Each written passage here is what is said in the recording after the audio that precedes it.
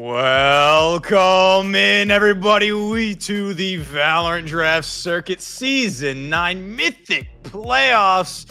My name is Jace Mace, joined alongside Enigma here to bring you tonight's coverage of the semifinal matchup between the Chaos Theory Anarchy and Lucky Seven's Royal Flush. Chaos Theory, of course, coming in on the bye at that number 2 seed.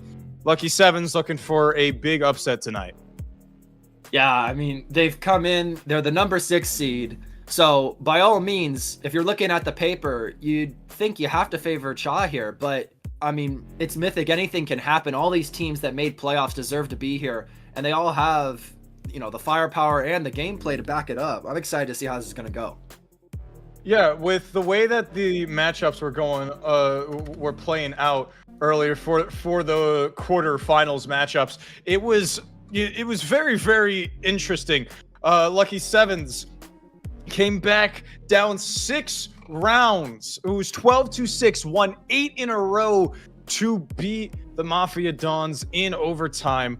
That one was a very, very exciting matchup, but I'm also more so talking about the fact of how close the standings were. The 3 and 4 seeds went down to a tiebreaker, and the 5 and 6 seeds also went down to a tiebreaker. This number 3 to 6 seeds was defined by a single map differential. So yeah.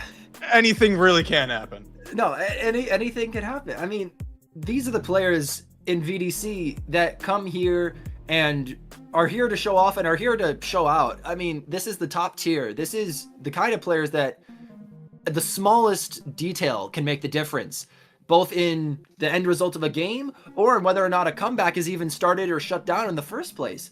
Like you said, L7 had that huge comeback to get this spot in the semifinals against Cha, but Cha's been waiting here. Regular season, they proved themselves to be dominant in Mythic tier.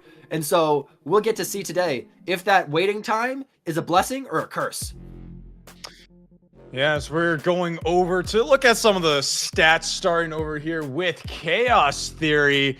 I mean, a lot of game time play together for most of this core, 4 out of the 5. It's just standage that, you know, even if they haven't really been with the team as long, it's still, I mean, there's a reason why they're sitting up here at number 2. They have very, very solid map win records. I'm pretty sure they're undefeated on Bind at 5-0. Very, very strong roster and a big name coming for that Season 9 championship spot. Yeah, I mean, you said it. This team has been together almost the entire season. You have Classy, Eclipse, Froggy, and Slurp, who have been rock solid core the entire time. And with the later, but not too much later, addition of Standage, you can see over there how much impact Standage has been having in the time that they've been on the team. Highest KDR on the team, highest rating on the team by a pretty significant margin, high cast numbers, high ACS. They are leading the team in all these stats, and even though they've been a little bit newer, they still have a good number of maps to prove that these numbers aren't a fluke. Yeah. And as we move on over to the other side of things, Lucky Sevens, the grand finalist hopefuls here, they've been with each other the entire way through, all 5 players. A big name to be watching out for, 100% has to be Zooter. He will go out of his way to will his team across the line in some of the later rounds with the First Bloods. Yeah. This team, you said it, the core's been together. Zooter's been huge. We pointing out ACS numbers from Cha earlier, but if you look at Zooter, they are absolutely frying everyone in the server. But even though you may have these huge pop-off rounds where one player carries, if you look at the cast numbers, L7 is pretty consistent all the way across the board. This is a team that knows how to play together, and they're going to try and utilize that to their full advantage coming into this semifinal matchup. Yeah, and last but not least, of course, it's going to be the map bans. Where are we going to be playing today? It's going to go Haven, Pearl, and then Abyss. That Bind band coming in instantly from Lucky Sevens only makes sense. They haven't played it a whole lot, and when they did, it was against Chaos Theory earlier in the regular season, back on December 11th. And needless to say, they got a little bit stopped. 13-1, the final score over there. But what intrigues me is the instant ban of Split from Chaos Theory, because when they played this same roster, all those weeks ago, again, back on December 11th, they won that one 13-2. It was a very one-sided affair where a total score of 26-3. And it's interesting that they would ban Split. Yeah, it seems like L7 did their homework, but maybe Chaos Theory is trying to go a little bit different here. They, you said they won very strongly on that map, but L7, they've had time to play since then. There's been a lot of time for this team to evolve.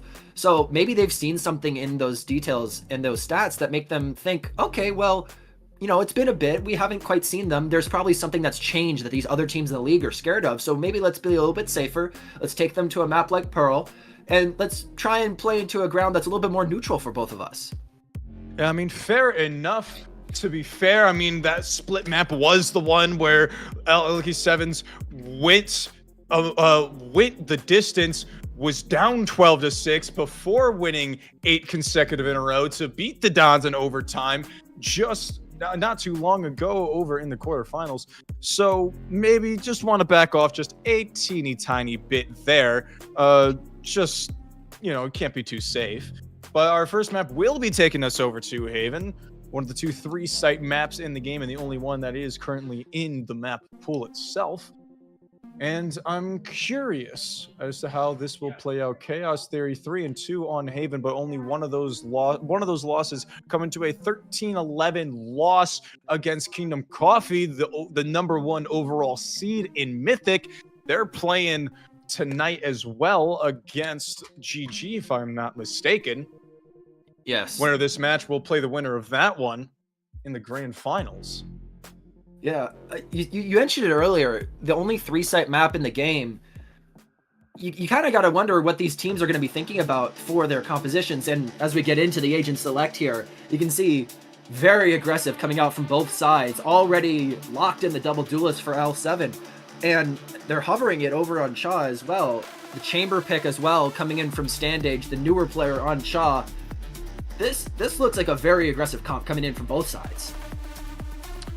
Yes, nothing too crazy in terms of what we're seeing here. Zooter, again, a name to watch out for. Big on the leaderboard early in the rounds, gets lots of first bloods, and he will force his way into a lot of these fights. And what I'm immediately seeing right now is the solo chamber. Not going to be a lot of stopping power, but of course, your body itself becomes that stopping power, being able to play up on more aggressive positions with your teleport, with the headhunter, especially on eco rounds and pistol rounds, where just a single well-placed click will immediately put an opponent on the deck. But that doesn't really stop more major rushes per se. You have an Omen Paranoia that could be well timed to really be able to slow things down. But other than that, you just got a single trip, maybe a neon stun if they're already over there, and that's practically it. Yeah, I mean, the look from Cha over here is probably not going to be too much about trying to hold space. It's probably going to be more trying to find their angles, find those areas in behind the enemy team, and use that high speed, early stopping power from the fight with the double duelist to try and get some impact as we get going fast here into C. And there's that rush that I was immediately talking about. No way to really slow it down. The headhunter is going to knock down Binu to about half HP. Spike planted. As we immediately start out with a 5-on-5 retake. You look at the space that Zooter has taken, that Classy has taken on the defensive side. But as they try to flood through, it's just going to be Sugar with the classic, putting in work. Shut down. Leaving Slurp in 1 versus 5. Yes, 2 players are definitely low, but all you got to do is simply swing off of each other when the time is right. As Sog to clean it up, a very nice opener for Lucky Sevens. Yeah, the extra firepower that the chamber affords you on pistol rounds didn't seem to be too effective there, especially because L7 came in super fast into C site, established themselves right away, and played those close angles where that right click from the classic would be very, very effective. I mean, you kind of, think, okay, well, if we can't hold them back from getting into a site like that, how are we going to try and play around this? That time they tried to flood out into back site, but the close firing power and the coordination of L7, just a little bit too much. Slurp, the only player to purchase any sort of weapon on this defensive side with a Sheriff in hand. As this garage hit is a go, and again, not a whole lot of stopping power. Yes, you might be able to place a trip there, but in these later rounds, but you're not going to be able to do a whole lot when they're just going to walk at you. And that's clearly the game plan so far for Lucky 7. Deploying drone. Putting up here. This might already be a save angle in here. But L7, they don't want to leave anybody on the board if they can help it. Yeah, try to see if you can get a couple of extra ult orbs. But this defense simply looking to just fall to the spike, but Zooter is not going to let them. Both players now amply spotted. Froggy does well to get at least one stinger out of their hands, but Sog being able to grab that Sheriff, the only weapon purchased by the defensive side, to still at least carry a little bit of extra firepower into this bonus. Yeah, flawless anti-ego denied, but still kind of feels like the expected result there. We have a stronger buy coming out from Chaos Theory here. They're going to be able to do a little bit more with these guns, but even so, L7's been displaying a very, very good amount of coordination on these side hits so far. They're not rushing it. They're making sure that they get in with utility and that they're not taking fights in one-by-one situations where L7 would be able to actually maybe get an advantage. They're making sure that they play their numbers, they play their team play, and so far, they've been getting good value out of it. Standage with that Odin. But over on the long line, Sog with a nice pick. That's going to beta rotate out over from Froggy. So now, already, with still a bit over a minute on the clock, that's the defensive spread thin immediately. Giving up this B site and just playing to play retake there seems to be the plan, but Standage with this Odin, not gonna really be able to TP too far out. Oh, Eclipse, however, in the back sight to find two to even it up to a 3-on-3. However, this mid lurk, oh, this timing is beautiful. Here's all these players moving on over, and we'll be able to find the backstab. Immediately traded out by Eclipse, who now has 3, but Classy stuck in the middle of this site. Even with the stronger weapon, doesn't have the favorable position now. So as the double swing comes out, it's gonna have to be Eclipse for the ace, but he will be shut down by Sugar with just a sliver of health. Bonus has been converted. It is a huge start here from L7. Eclipse tried to do everything they could to try and get Chaos Theory back into that round. It just wasn't enough. L7 once again plays their numbers, plays their team play perfectly there. They don't take on the Odin one by one. They make sure to pressure them out, to stuff them out with the Neon Stun. TP to try and get away, but when you have 3 people running you down, that little bit of time where you're vulnerable after your teleport is too long to expect anything other than a quick death. That is a huge start from L7. The tried and true Eco walk down B, but with all this noise being made, they know that it's just going to have to be a fast flood on in. But this Judge should put in a pretty decent amount of work. The heavy weapons should clean up the rest of it. Sugar with a nice spam through the smoke. But all things considered, pretty damaging. That was a lot more than I was expecting coming out of Chaos Theory on defense there. You see them do that early B push, and you're like, okay, they're gambling on getting a big fight, hitting some shots early there, and they don't get it. L7's smart. They play fast into A. They play into the one player who's still rotating and anchoring on A. They get in fast. They use the Judge early. But Chaos Theory, they come back in. They don't overrush themselves. They don't think, okay, let's just fight immediately. And when they swing out as a team, they end up managing to get more than I would have thought. Those Stingers and Sheriffs did a lot of damage. Placing sentry. Decoy. A swift 4-0 lead for Lucky 7's. A bit of an awkward flash from Eclipse. There's that gate crash. starts to run out. His method of escape will as well. He's gonna try to take an aggressive fight before it does. Oh my. Just a little bit of trade info and a bit of traded damage alongside it. You still got Classy on this long line for that information. As the drone will push him off. An intriguing thing that I've noticed is Honeys has been canceling the drone early on a lot of these reclears. Not going all the way through. Yes, over towards long, you're not really going to get a whole lot of other info, but as that long dart confirms that everyone has cleared back out, it is going to be this high sprint over towards the C site that the defense is going to be ready for. 30 seconds left. The Odin sitting on the line alongside 3 other players. The spam isn't quite there, and that's a major pick to find on the other side of the map. Spike down, C. Trying to run into a meat grinder now. With only 10 seconds left, there's simply not enough time to get onto this site. Like I never left. The backstab is there, but the plant is not. I got the spike. Maybe with just a slimmer of more time on the clock, something could have been done. But timing themselves out is the Royal Flush. Yeah, as soon as that hit started and Eclipse managed to get 2 and Standage wasn't punished for the early spray, it was going to be tough to get in. Cha had everyone on that site. They were going to, if not win the round on kills, win the round on time, which ended up happening. Got the kills. They end up surviving Sugar with that ultimate from the Clove, but it's a small condolence, a small consolation in the face of the round as we get fast here into A for the start. A little lucky boop of the nose on the Tactibear. 4 lucky 7s.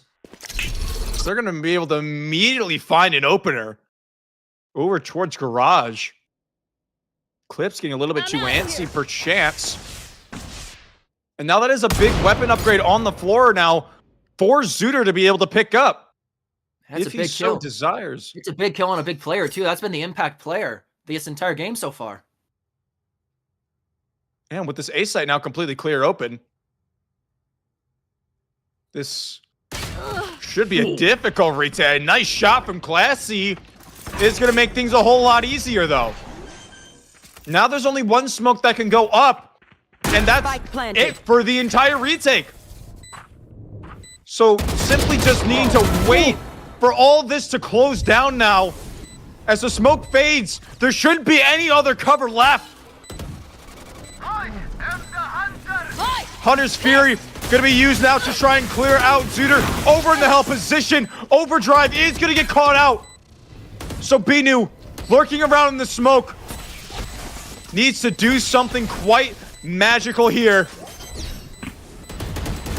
Still not sticking on all the way just yet. Still gonna have to try and find the spam. But the Hunter's Fury should confirm the round. A 4-on-2 conversion. How do you find that? I thought that was a win for the defense. I thought Cha had that round. They were coming into that retake 4 versus 3. They got the smokes down. There was no way that L7 should have been able to play for any sort of longer angles there. But the KJ utility and the Sova utility ends up coming up huge. Those are huge post-plant abilities, and they absolutely time them to perfection. They have the alarm bot on the bomb, and even though the KJ Molly does get broken, the Sova ultimate ends up delaying enough time that the KJ on site can capitalize on the chaos. That's another win. 5-1 now. Slurp tucking in the corner. They're not going to check him. First blood for Anarchy. But Sugar over towards main. Maybe a potential tiny bit of miscommunication. Last player standing. And as everything gets cleaned up, it's Binu with 3. Blink and you miss it. Everyone dead on the C site. They thought that trying to play fast and trying to stack on a C would be their saving grace there, but L7 just finds a way to fight through it. They have the guns, they have the timing, they keep shooting the members of Chaos Theory in the back. It's just perfect team play. Bait and switch, pull your attention one way, swing the other shoot in the back. I mean, this is really clinical coming out from L7 right now. Cha trying to take some time to figure out, okay, how can we get around this now that we have our weapons back? That previous round went by fast. We weren't expecting to win that, but what can we do? I mean, I don't even know what they can do right now. L7's just playing the attention and playing the information game so perfectly. Silver lining here is that they definitely have a little bit of a better ultimate economy on this defensive side. Honey and Zoot are just using those so recently. Means we're probably going to see them at most one more time the rest of this half. But on this defensive side, you still got the you still got the dimensional drifts for some of these retakes, alongside this tour de force, which will be invested into this round. That's a good spot. As Standage, the only one without a proper rifle in hand. I mean, But this is an interesting purchase, though, because using your ultimate while keeping 2,500 credits in the bank probably sets you up for the next 3 or 4 rounds. So they're gambling on their player, who's been a huge impact player, who's getting fast going in A already. yeah, Classy stepping up all the way. Froggy with the opener. But Saw gonna get caught out trying to break the turret. Eclipse does well to find an answer back. And a perfect timing with the spray. Taking a bit of a gamble of his own. And it pays off huge coming out of this timeout. Leaving L7 in a bit of a peculiar 2 versus 4.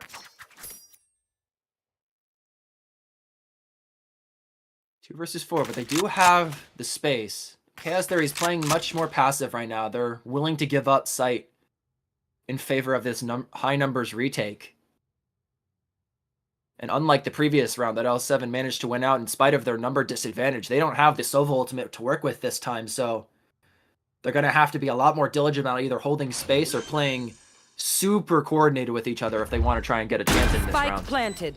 Sova does nearly have a full kit of utility on his belt. Simply just missing a single shock dart, but that recon being used so early as they back away, this might potentially be a bit of a save. They've already got the dimensional drift out in a 2 versus 4. So even though the re-wrap around is going to be late and they know that they can just stick to the fuse, still a decent bit expensive simply by using that dimensional drift at all. I mean, they do get one of the enemy team. They do get one person to come down, use big ultimate, because, you know, especially on the defense in numbers down or even number situations, that dimensional drift is huge for finding enemy positions and trying to get you an early idea about how the retake's going to look. So trying to get that out when you're in such numbers disadvantage is a huge impact. But those early fights on A, Eclipse being huge impact as he is all game, getting 2, walking out A main there, even though they lose the first advantage from an early trade back, they still don't manage to find anything too big. Saga has a Bucky in hand, by the way, with his Yoru, so he's just gonna run on out with a Bucky in hand to try and find something. Sooner with the double spray down, answered back by his doppelganger and Classy in the backside. Eclipse with these flashes out, the spray's weird, it's awkward.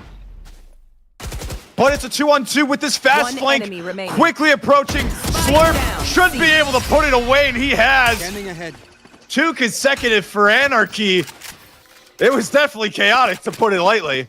I mean, it's the round of the duelists, man. Everyone was sending it and everywhere. Zooter came in, had an unbelievable spray transfer on that reveal to get 2, but is immediately replied by Classy, who gets 2 of their own. Comes back into the round and then plays their position perfectly. They don't overextend. They don't try and find more than they think they already have. They wait for the flank. They wait for their teammate to come in behind them. And we're starting to get a little bit closer this round. Another aggressive fight over towards this A site, but as this drone gets used towards Garage, the question is, does this teleport get used by Eclipse? Looks like he's just gonna hold his ground, though. Froggy with an opener. Answered back. But with this explosion now out towards this B site, this A area is now left completely wide open. They could split over towards that site. Yes, they might not have the main position. But now, with the lockdown invested, so much put into this round, they have absolutely no idea of Classy about to swing them both from the window.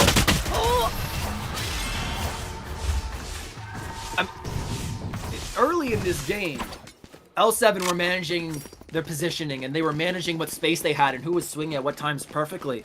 But recently, as indicated by L7 trying to figure out what's going on here, Cha has been fighting back. Really, really good calls. These late flanks, out of sights, reclears, are allowing them to get behind the enemy. And even when they're not getting behind the enemy, they're not overextending on the forward positions either. They're getting their picks, they're getting out. Eclipse has been absolutely enormous and Standage that round as well with that tight angle coming in from C site.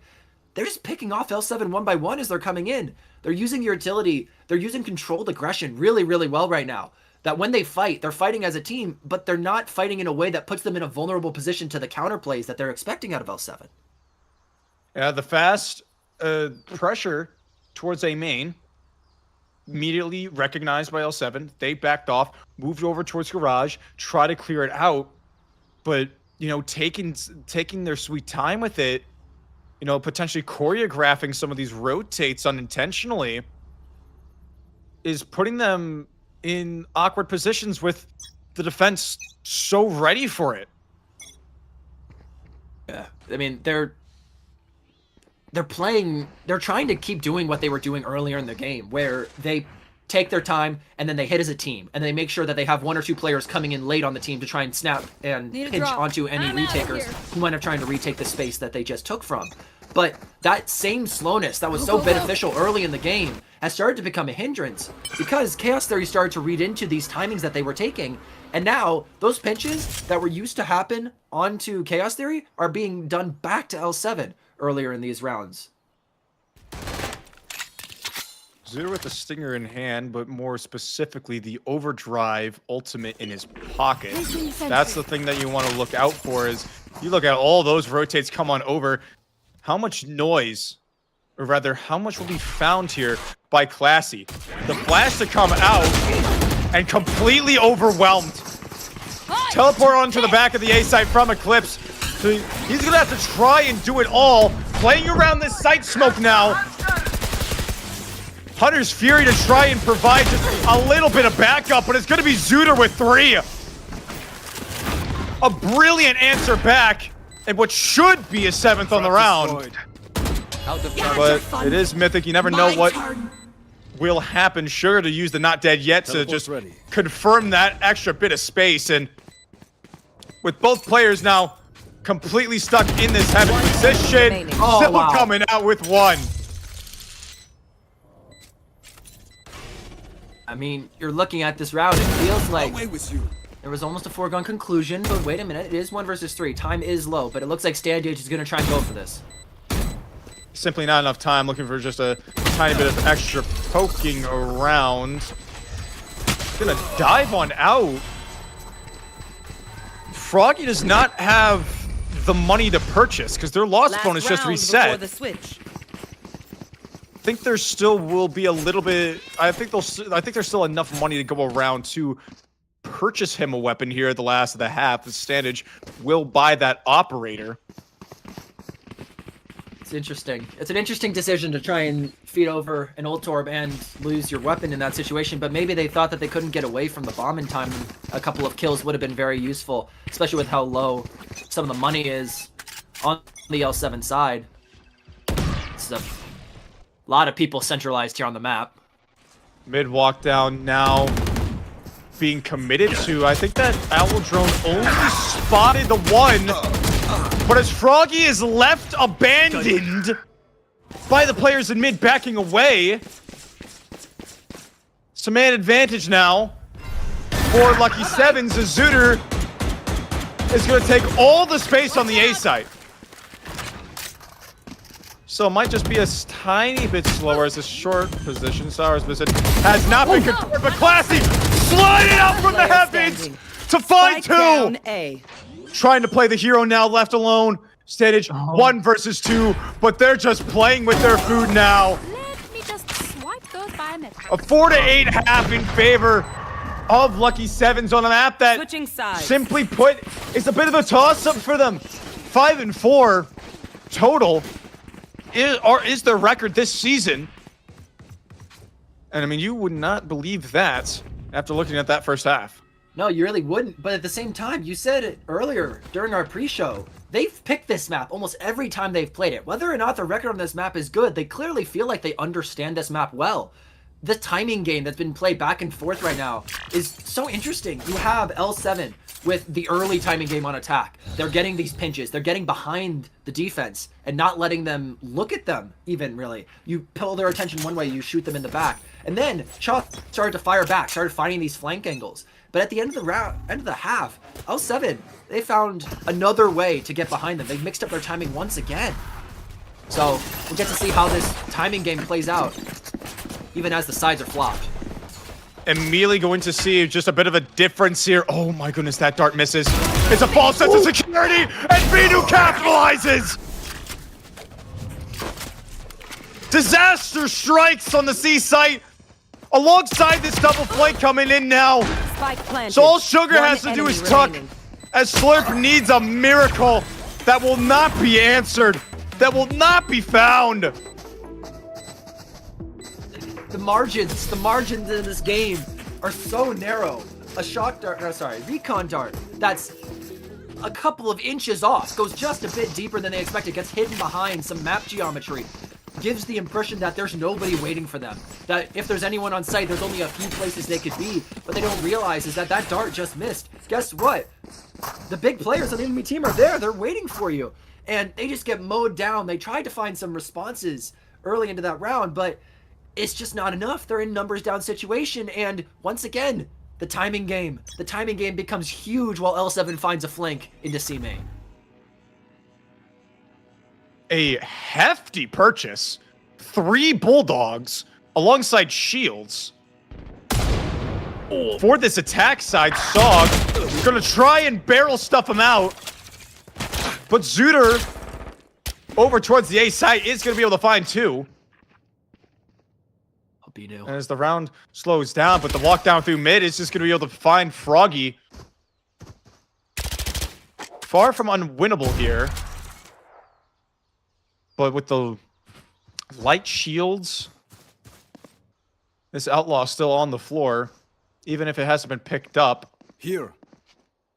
Is still going to be looming in the back of the minds of these players on Anarchy. This noise being made now, maybe potentially a tiny bit of a bait, as Binu is going to be the one to answer remaining. A kill that needed to be Spike found. Down, C.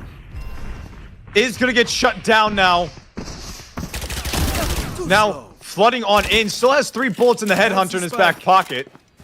And with 30 seconds left, still has more than enough time to hightail on over to A, and they're going to give him all the time in the world. So when this plant goes down, that's going to be so much longer that they're going to need to re-clear some of these close angles because of how far away they are. He could legitimately go anywhere.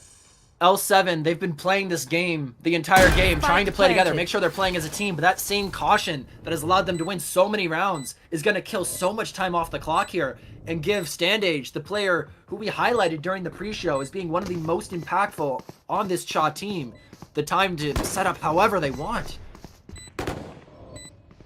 Positioning himself over towards short, the one angle that gets smoked off. They haven't cleared heaven, but I don't think it's a possibility in the back of their minds. Binu to try and start to defuse, gonna be able to find the first.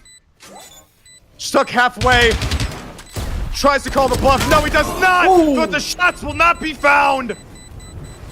Close, but no C-car. Binu winning out the 1 versus 1. To put L7 up to 10.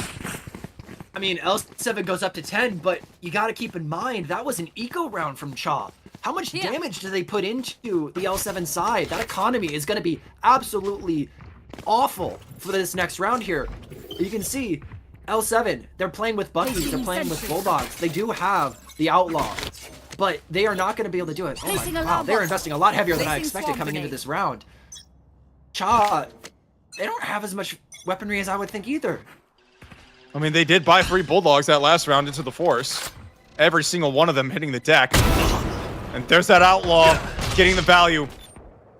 The only player with heavy shields being Froggy.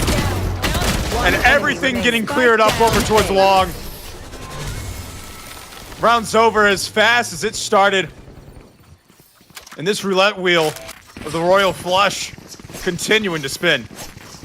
Yeah, I mean, it's just clinical. We were talking about it in the previous rounds how the same coordination could have been their downfall that previous round, where they had to get all the way over to the A side, but that coordination, while in some cases it may give the enemy team time to enact their own plans, most of the time that coordination is going to give you the time and the positioning to just take the fights how you want them.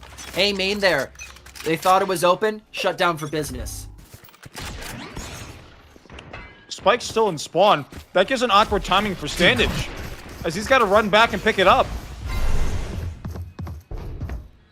Sugar calling the bluff of the clone.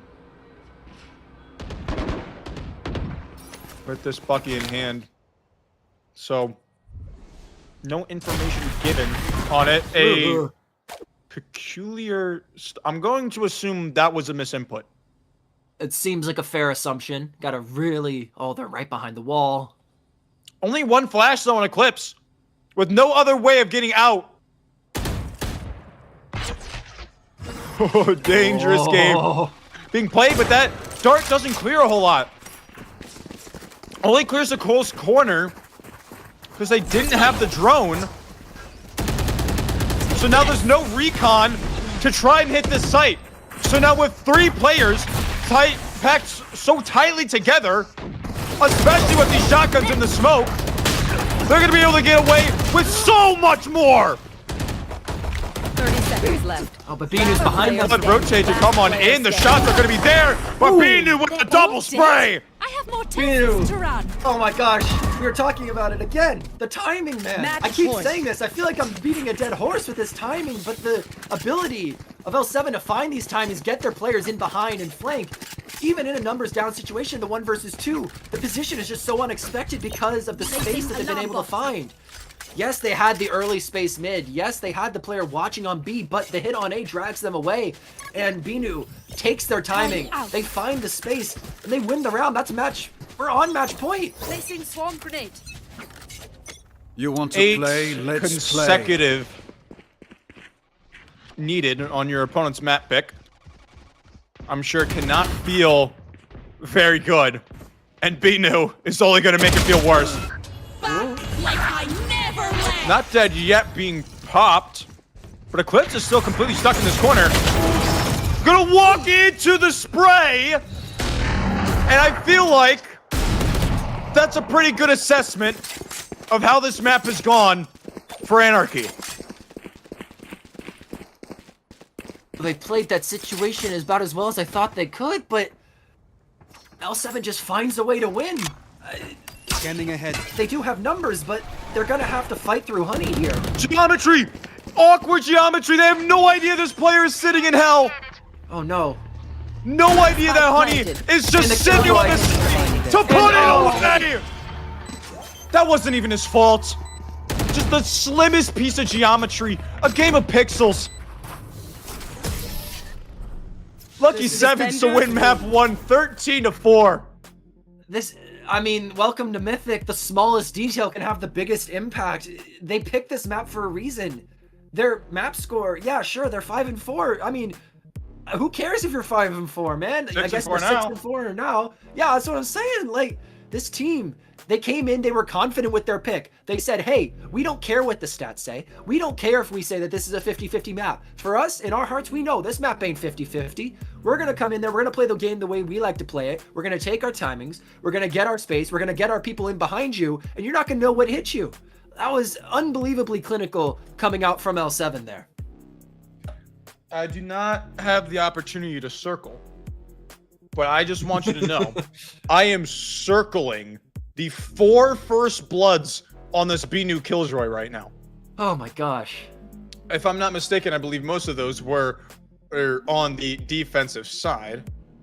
2 of them, to be precise. So actually being able to find the 2 on the attack as well, maybe with a bit of lurks and whatnot. I mean, it sort of just tells a story simply by just looking at the First Blood column. 5 First Bloods total for Anarchy compared to Lucky Seven's 12. There are 5 First Bloods on the 2 top frags from L7. They were getting so much value out of these early engagements. I mean, look at the players like Sugar. 15 assists, getting tons of value with their smokes to space out the enemy and their metals to try and reduce the health when they're coming in. Binu, like you said, 4 First Bloods, but more than just that, 100 econ rating, only 6 deaths. Not only were they getting these kills early in the round, but they were staying alive. They were keeping themselves relevant deep into these rounds. In so many rounds, they were the ones who ended up clinching it as well as opening it. Yeah, well, with that said, don't go anywhere. We still got, at minimum, 1 more map. And with how strong Lucky Sevens were on that one, well, who knows? They might just pull off a monumental upset here in Mythic. Don't go anywhere.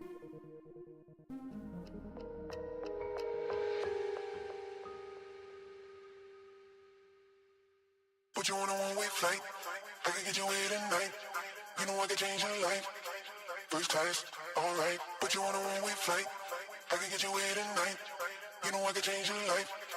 First class, alright. Put you on a one-way flight. I can get you away tonight. You know I can change your life. First class, alright. Put you on a one-way flight. I can get you away tonight. You know I can change your life. First class, alright. Put you on a one-way flight. I can get you away tonight. You know I can change your life. First class, alright.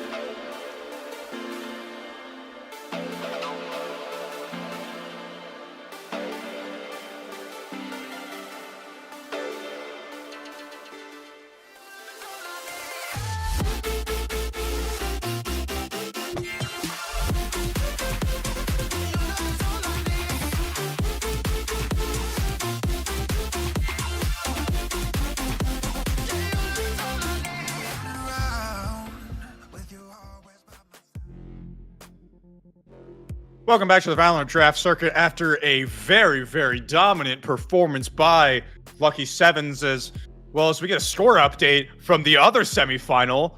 The GG Meter Marauders just took down the 1 seed Kingdom Coffee in map 1, 13-6. So there's a lot of upsets brewing here tonight here in VDC. And well, if both of them come through, there is, in theory, a possibility where the number 6 seed and the number 4 seed go to grand finals. That would just be absolutely crazy. I mean, the fact that these low seed teams are having a great time and being able to take these top teams by surprise, you get the feeling that, okay, maybe this bye week wasn't such a bye week anymore. Like, it's not an advantage. You got these 1 seed and 2 seed teams who are practicing, trying to get ready, but these other teams are coming in hot. They're coming off a win. They're feeling really good. And that other game is surprising. In this game, you almost feel like L7, they just looked more prepared for the way that Chaos Theory was going to play. Chaos Theory tried to find some timings, and they had a short run of good timing in their defense side, but they just couldn't find a way back in. Yeah, as we head over to the second map of our best of 3 series, it is going to be over on Pearl, the lovely underwater city in Portugal, over on Omega Earth. It hasn't been played a lot at all by Lucky Sevens as we head into Agent Select. They played it once and they lost on it. It wasn't, I don't remember exactly what the matchup was, but it wasn't a crazy one-sided affair, if I'm not mistaken. But, well, opposite's definitely true for the Chaos Theory. They're 4-3 on it, though, so not as great of a win percentage on paper, but I mean, we said the exact same thing about Lucky Sevens over on Haven, so it's one of those things where you kind of have to take the regular season results for what they are, and you have to realize that these teams are playing with so much more pressure on their backs now than they were back then. There's going to be small mistakes that happen. We saw map geometry become a big factor on map 1. Yeah. We saw all these tiny little details that in most games, it's not going to matter. It's going to be a small thing that happens, then a few seconds later it gets kind of erased because somebody's just waiting and making sure they're playing their situation properly. But when you feel this pressure to try and come into this game, they're gonna make, little mistakes that end up having bigger consequences. As we see in the Agent Select here, it's got an interesting composition coming out here from Lucky 7. They got the Tejo, which is not a common initiator. As I immediately call it out, they remove it from the board, making me look very silly. But that's why you can't say anything until it's locked. I can't say anything. Oh, they love messing with you. They were baiting so hard. Oh my goodness! But they do bring out the chamber. What I do want to highlight is the clips on the Jet. Jet, of course, a staple to the game. Literally the mascot of Valorant. One of the mascots of Valorant. But over time, we've seen Jet be played less and less and less and less. More specifically for agents like Neon, like Yoru, like Waylay, that a lot of teams start to shift away from her. But what's curious is that on a map that Jet has been more or less just kind of completely shunned out of the metaphor, we see her in an elimination match where if you don't win this map here, you're gone. It's one of those things where you kind of got to feel like, okay, well, is this actually a strategy? Are they doing this because they feel like they have a chance to get back into this game with a composition that works, strategically, concept-wise? Or is this a pick where, like we said earlier, it's the nerves? You want to make sure that your players are comfortable. They're playing on an agent that they like playing and that they feel that they can get impact on no matter what map you're playing on. Well, Lucky Seven's starting here on this defense, and that's going to be a whole lot that Sugar's going to need to defend from. A brilliant shot on Eclipse to open it out. Immediately traded as Honey is the one to step up to the plate. Need a full sprint away now as they get pinched. But there are still these 2 players over on the flank, and without a single player, you just see the ping coming out on the minimap right now. They have no idea of what could possibly be going on over in A main. That's going to take time and resources to clear out. Be a little bit of a pause here. Oh my gosh, yeah. Spike planted. Just waiting. Very spread out on the defense here. They're gonna have to figure out if they want to play from all these different angles or if they're gonna want to group up as we're getting ready here. Teleport's Yeah, so ready. it's going to have to come down to this timing. Standish is going to back away. It is going to be a very important fight. Zooter is just going to be able to slide on in. Binu over towards the back site to answer. As now it's left on to a 2 versus 2. Classy making so much noise, and it is amply planted for him, but not for his teammate. But with the time now ticking away, gonna have to practically stick it all the way through. Chaos Theory on the board first. They started out that round. They had a really good idea of what they want to do. They played strong through mid into the A, got in behind the art players. They lost one, but they managed to trade them out. And then, like we highlighted mid-round, L7 was just very spread out on that defensive retake. They do manage to get their Neon back into A main to try and take down Standage, but Standage manages to delay so much time and get even one of the players who was in A main that at that point, you're in a 2 versus 2, but you have so little time, you need to force the issue. And Chaos Theory, they manage to close it out. They play their positions. They don't overswing. They make sure that when they fight on their terms. Tag yourself, I'm the penguin. I'm the penguin there. Binu with this headhunter, just narrowly missing, but this Bucky from Sog could prove to be deadly, but now that it is spotted out, is immediate backing away. And one thing I did see on that pistol round was Eclipse. What a lot of people like to do with an agent like Waylay is just play the dive. Have the double dash in, throw the saturate, TP out as your teammates go in, and get the first blood, or just kill in general. Honey might be able to... Do they know? Find one here. Whoa! Awkward, but we'll be able to get away with it. What I saw on the Jet was that they were playing in a similar way, of course, minus the saturate, minus the TP out. They got punished for it, but what it still did was really bait out. Whoa! Really bait out the crosshair placement. The shotgun's trying to find a lot of value. But at the end of the day, it's really just going to be the classics. Alongside a single bullet of that headhunter, that will. A lot of damage done. 3 bodies on the ground. A lot of damage done, but at the end of the day, damage doesn't win rounds, kills do, and the final kills, they come out for... GG. Not GG. What am I saying? Chaos Theory. Holy cow, my brain's still on the other game. Oh no. I need to lock in. Just like L7 needs to lock in. They have a little bit weaker buy than I would have expected here. They are deciding to put Sog onto the Judge, but they're leaving Bino with only a Marshal. They're going to have to be absolutely clinical with that if they want to try and find impact on that. But it doesn't look like they're going to get any early contact here. I am astonished that they're able to buy so much into this. 4 rifles and an Odin. This is basically a full buy, all things considered, for this attack side. As Binu is stuck with nothing but a Marshal, expecting them to have nothing on them. He's trying to save against the anti-eco, against the anti-bonus. And now, he almost looks, he looks like a bit of a fool. Classy to find Sog over towards Street, as Sugar can do nothing but listen to them run by and get scraped down to just a sliver of health. No way Binu's really going to be able to do anything here. Maybe might look for a lineup here. Does well to find one, but I got spike. Again, Sugar being so deathly low leaves this into a 2-on-4. Nice shot out of Zooter, but with no smokes. No real way to really get out onto the site.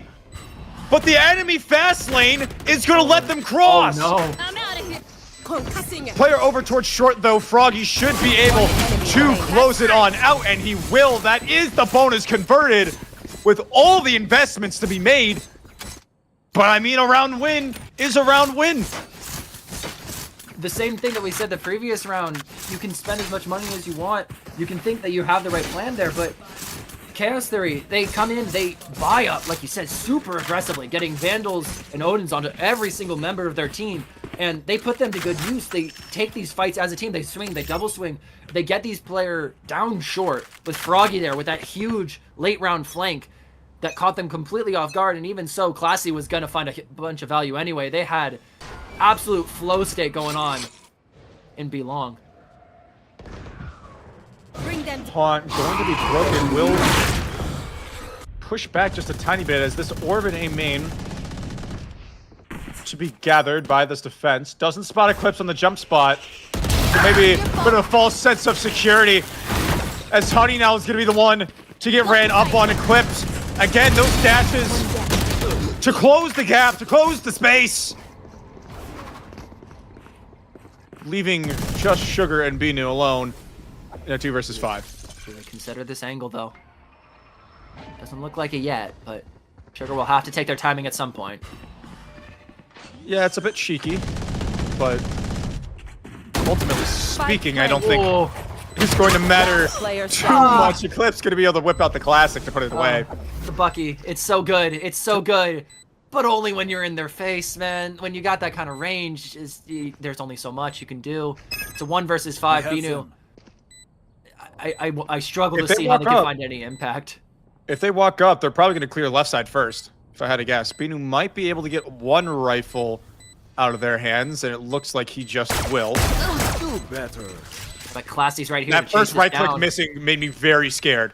Yeah, but look. He's going to get chased down, though. Was that their best? Oh. Okay, which gun to Sure, they get the kill, but in the end, it's a hollow victory. That kill doesn't even get much economy out of the enemy team, too, because of how many people survive. Their money is absolutely fine. They're able to easily get another Vandal onto Eclipse there. And that works. Kind of like how on the first map, L7 were playing the map so much better. This game, it doesn't even feel like Chaos Theory are playing the map that much better. They're just playing the map as well, and they're playing their team that much better, where they're not taking fights that they don't have to. Oh, this is fast in mid, though. Yeah, all that noise being made, immediate speed up over towards this A site. Not even going to throw the smoke out in main, just to decide to hold on to it. This Nightfall is going to fully clear it all out. This plant will go down uncontested. I mean, Standage has shown that, I mean, the single note that they gave themselves was, let me get the exact wording here, was Odin Goat. Simple as. Yeah, Odin Goat, Chamber. You wouldn't expect that to be the combination that would work, but I mean, Binu finds one there, but again, talk about these hollow victories. It feels like they're getting these picks, but they're so late and they're so far after the pivotal moments of the round have happened that they're just not able to get any value out of them. Like, it's a little bit of economy damage, but economy damage against the billionaires of Chaos Theory doesn't feel like it's even that useful.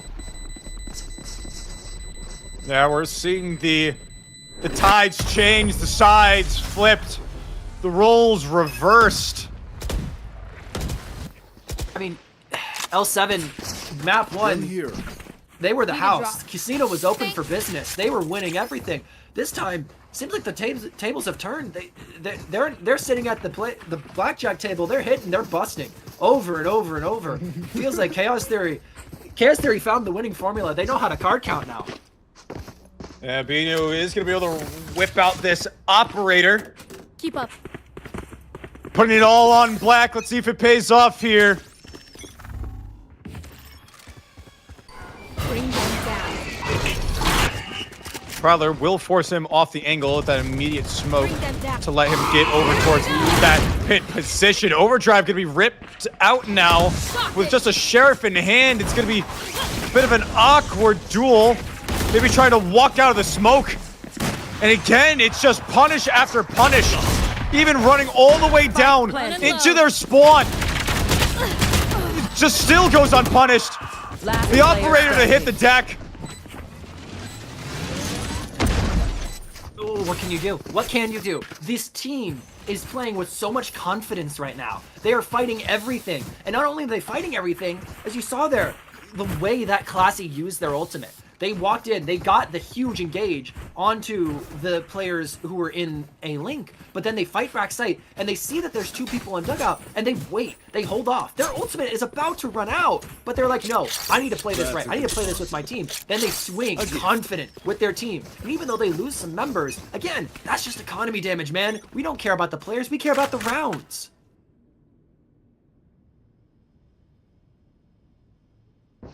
Changing speeds here on this attack, just send out more of a default. The spike is leaned over towards the safe site. Tiny bit of information traded off of where 2 players lie.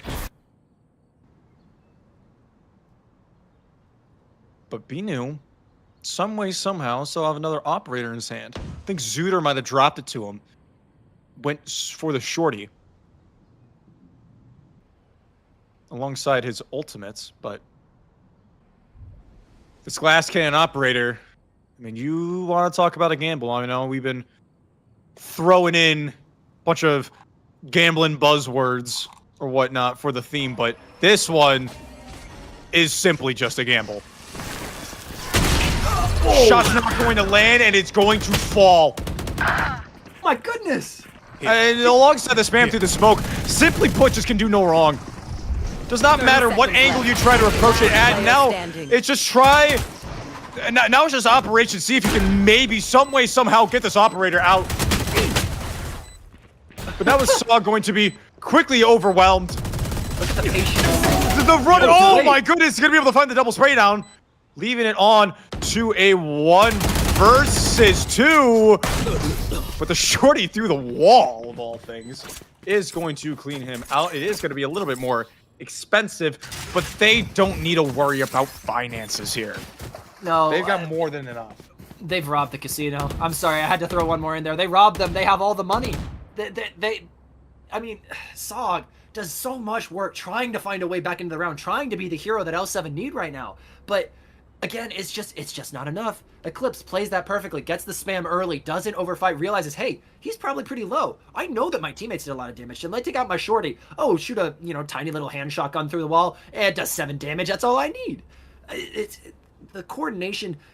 It almost doesn't feel like coordination because of how aggressive they're playing it, but you could see it a little bit there with the way that they swung Sog back sight.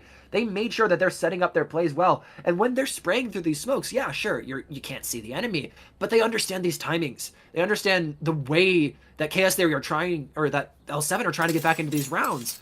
And you said it yourself. Standage said it. Odin Goat, dude understands it. We got a VDC Brock almost.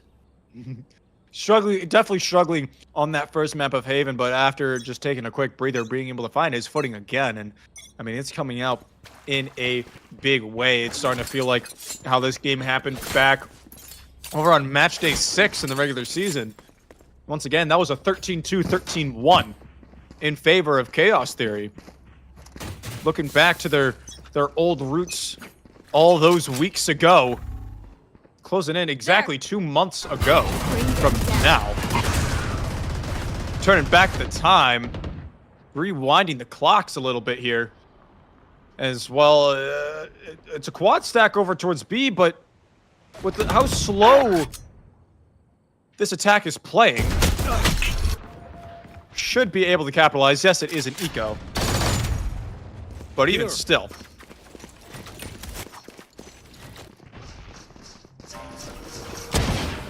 Trigger left alone will get the sheriff in the back sight. Will do well to find one, almost a second. But backup is there. Cavalry has arrived. And it should be planted. What should be an 8-0 scoreline.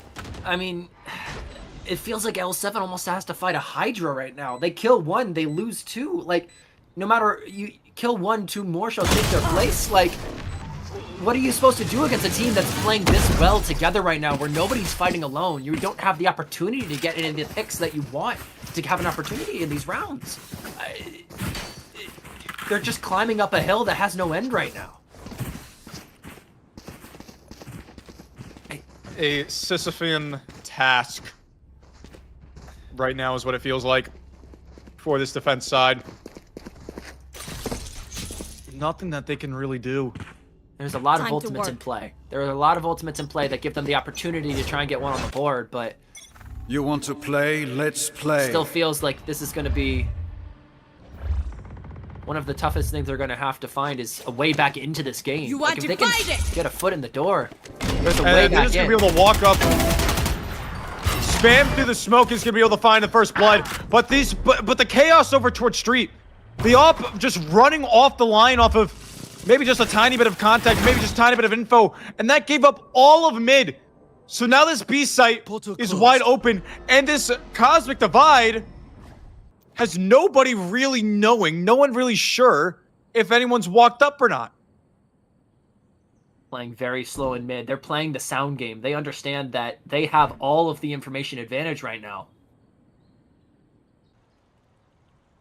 Yeah, Sugar's just holding that little sewer vent. Spread out. Look how spread out L7 are. They don't know. They have no clue where this could possibly be. Chaos Theory are leveraging all of the sound information they have to their full advantage right now.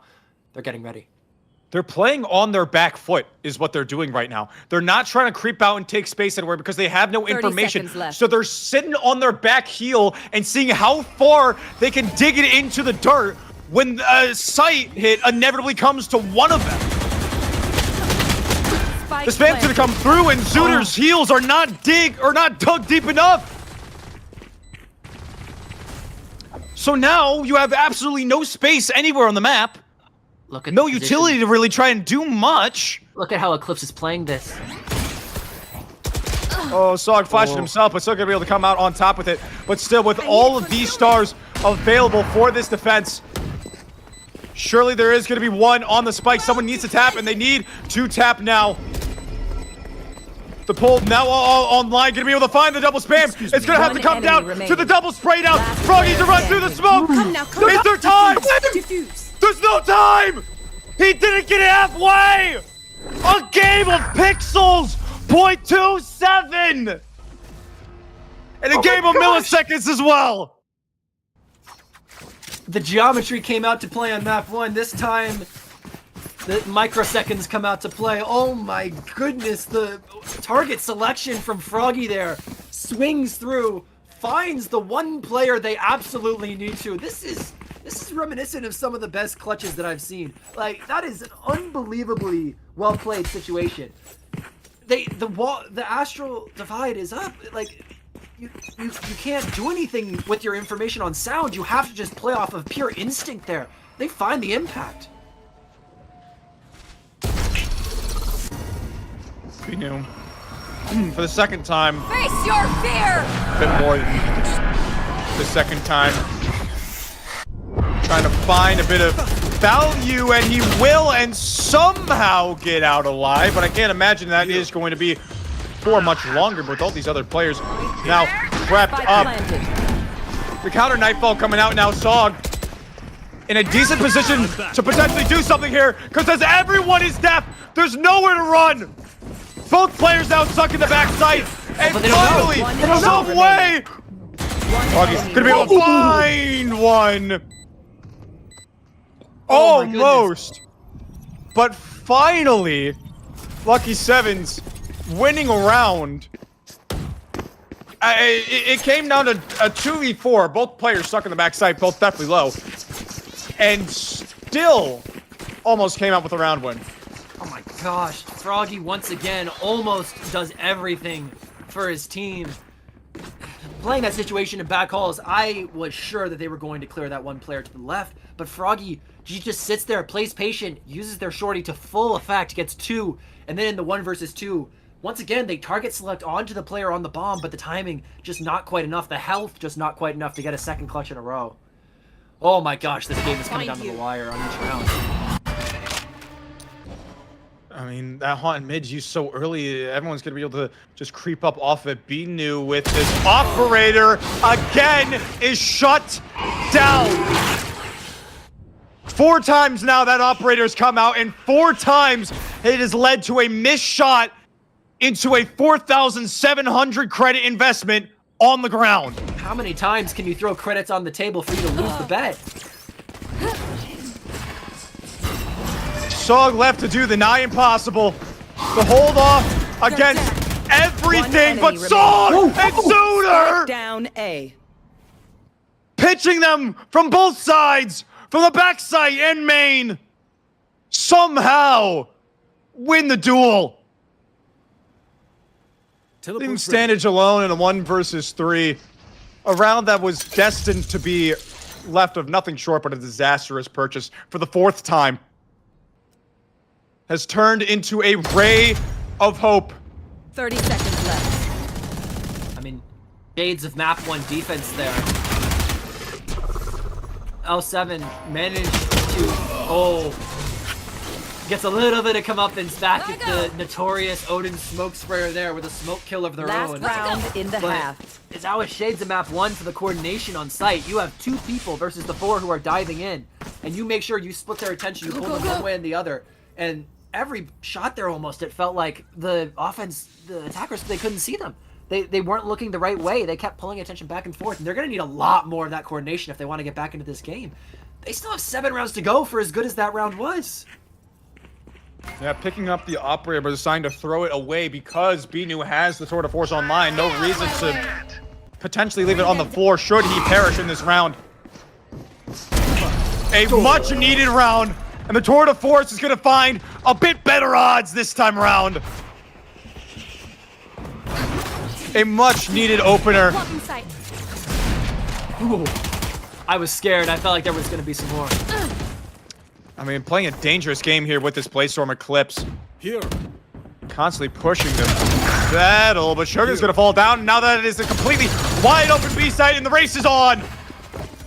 But they leave Froggy deep on A. There's a potential for this timing. Yeah, over here towards mid. This could be round over right here, right now. Gonna be able to find the backstab. But they still need to deal with these players over and short. The triple for Standage with the Odin. Looking for his 4th, gonna walk on in, and it is going to go to Sog, but he is swiftly overwhelmed. A 10-2 half for the Anarchy. Switching sides. I mean, it was nothing short of near perfection. The Chaos. Their name is Chaos Theory, and they built chaos everywhere they went. They hit hard, and they hit strong, but while they may have been sending their opponents into chaos, they were super coordinated with the way that they were trying to get into these rounds. On defense, that sort of coordination is going to be enormous if they want to try and play into a retake style. But if they're going to be trying to fight mid here, I also like their chances for that as well because of how effective this Odin has been about taking down more than one.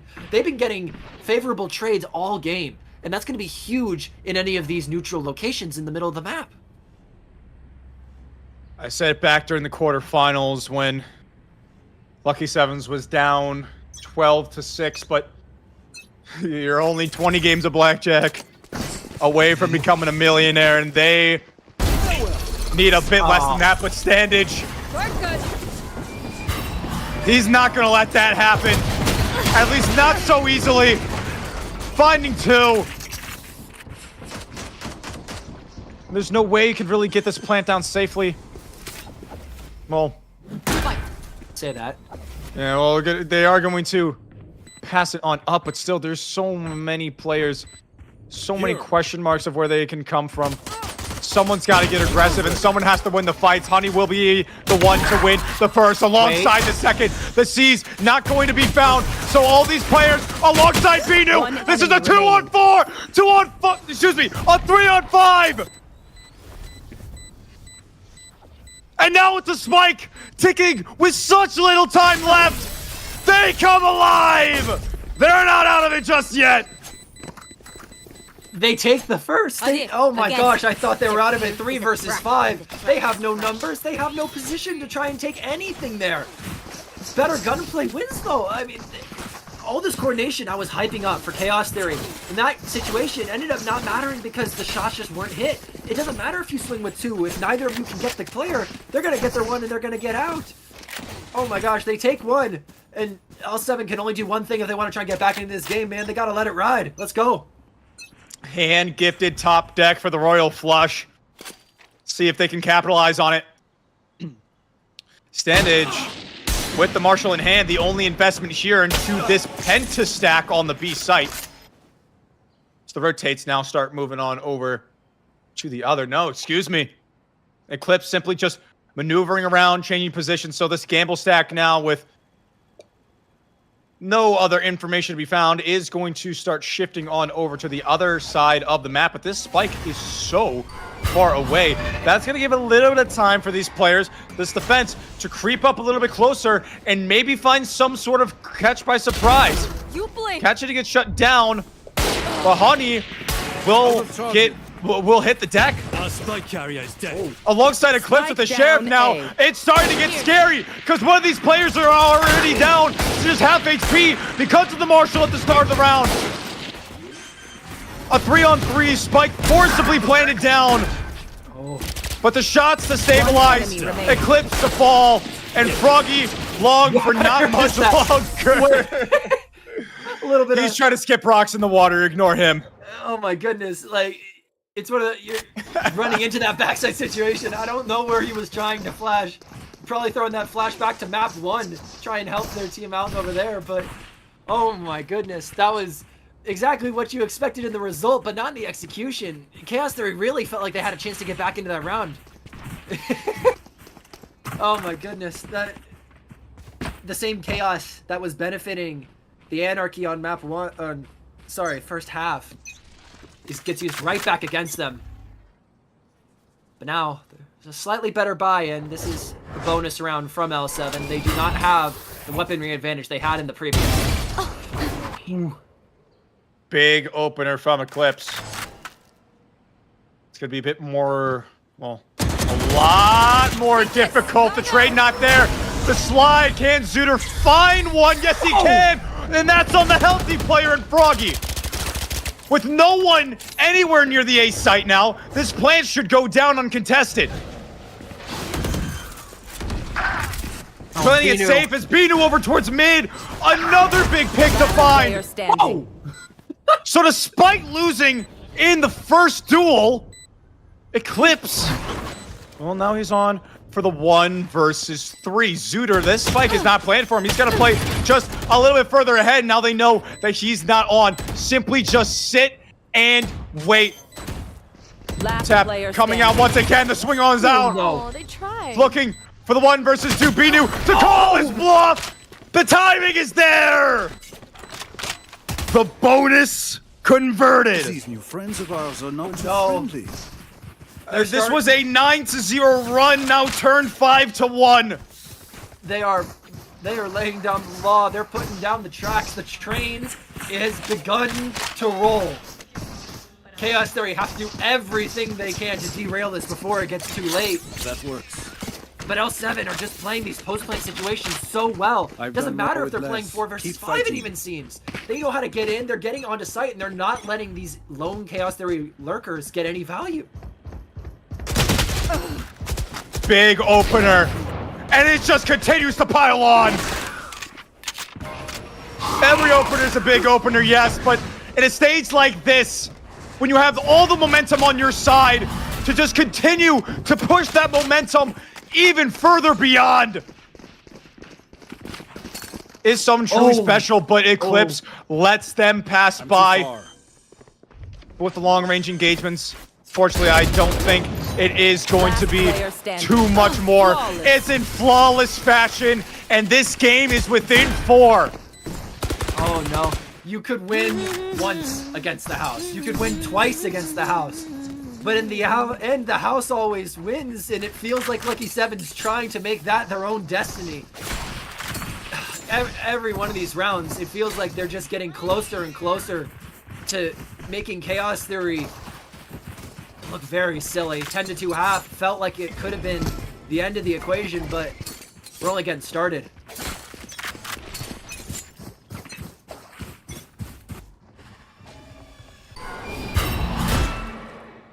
Bring them down. Early pressure here in A main. Feels like Lucky 7 wants to keep the same formula that's been working for them going, but Sandage. Say's got the Odin in hand on the defensive side now. Face your fear! See if he's going to be able to find the same sort of success. That Nightfall doesn't hit anyone, so maybe a false sense of security. But there's still this lurk all the way over towards this B site. Binu has completely played them for fools. As now they all start You want running to find away. it.